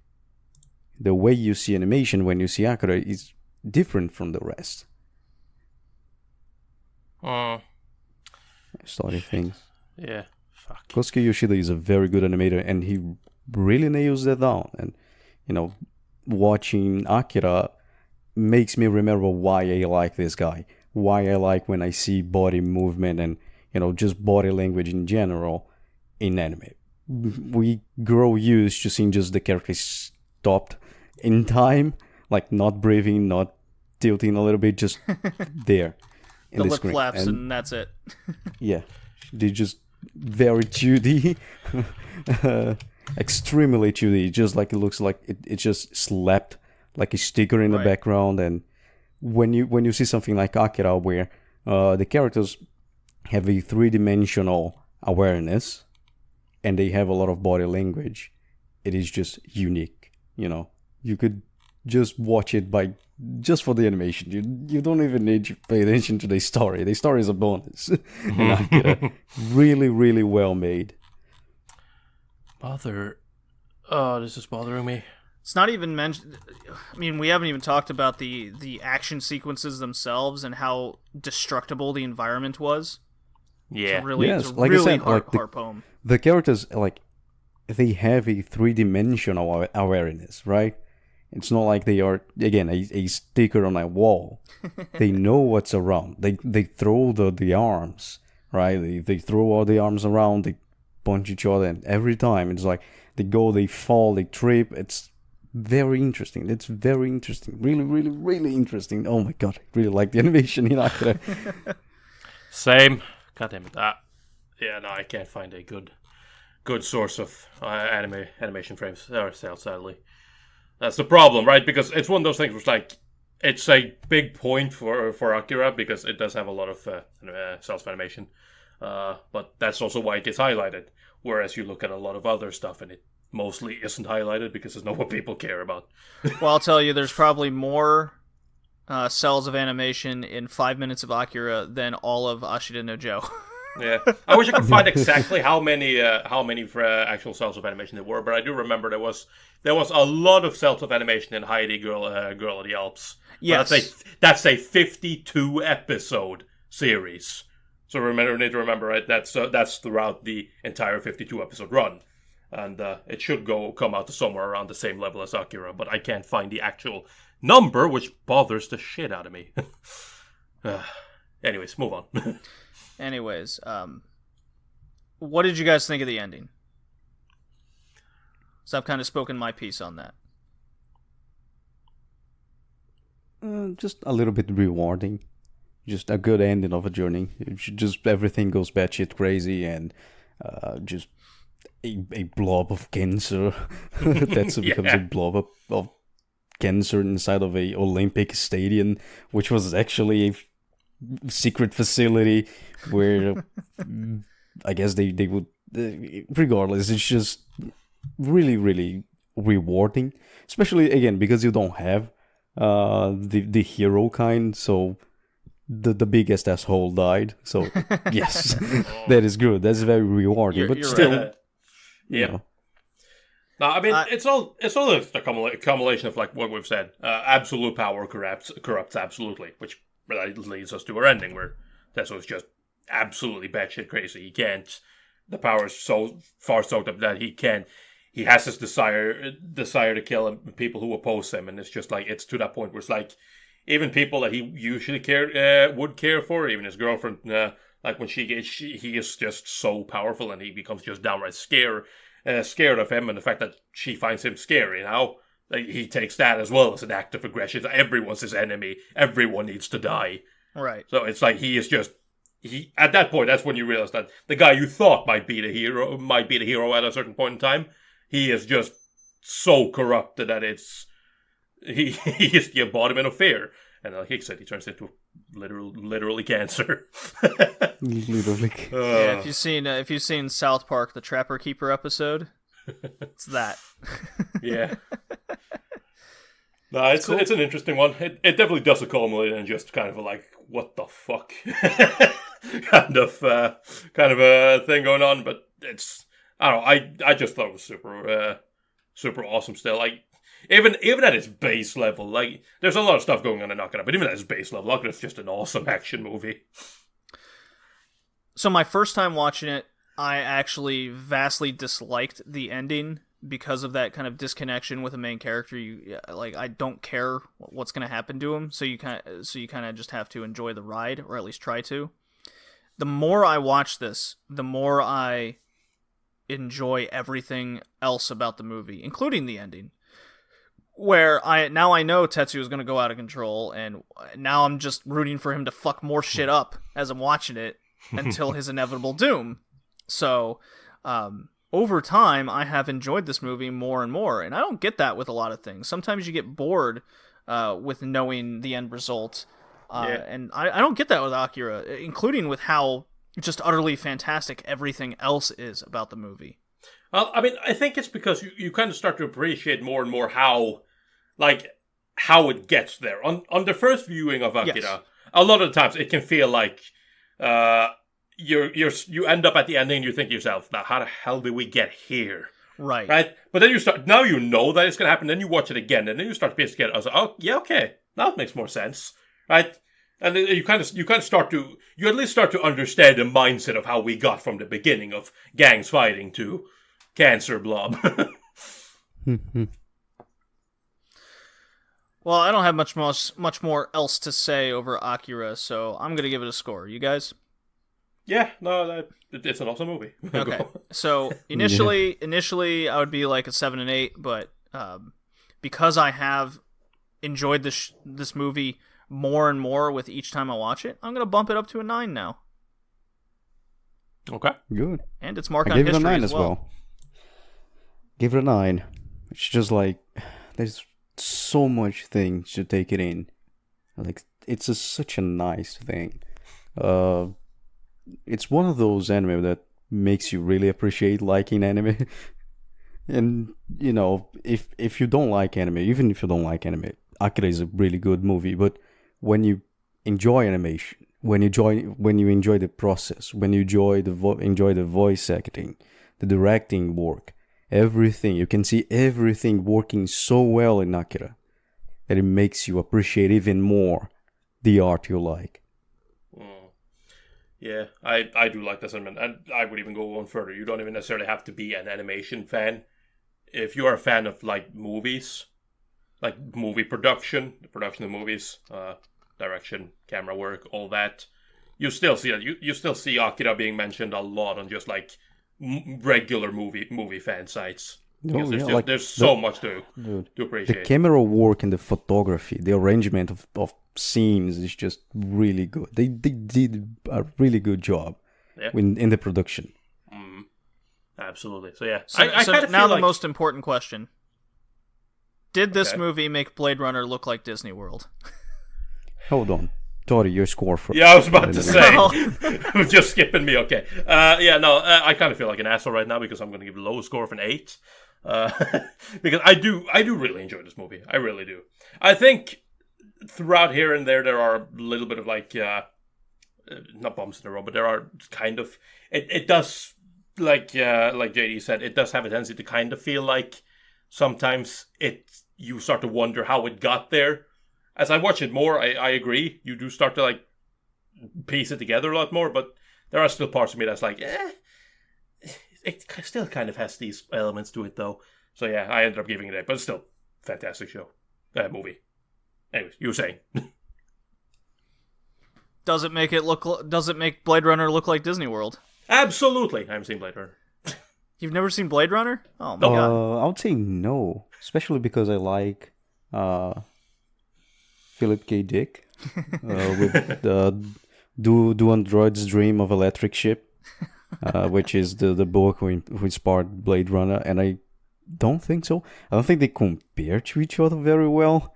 The story is completely different. I believe something like Ergo Proxy would work way well to compare with Blade Runner than Akira. Well, how about Blade Runner compares to Blade Runner? Yeah, the Blade Runner anime can compare to the Blade Runner. Or Ghost in the Shell to some degree. Both cyberpunk.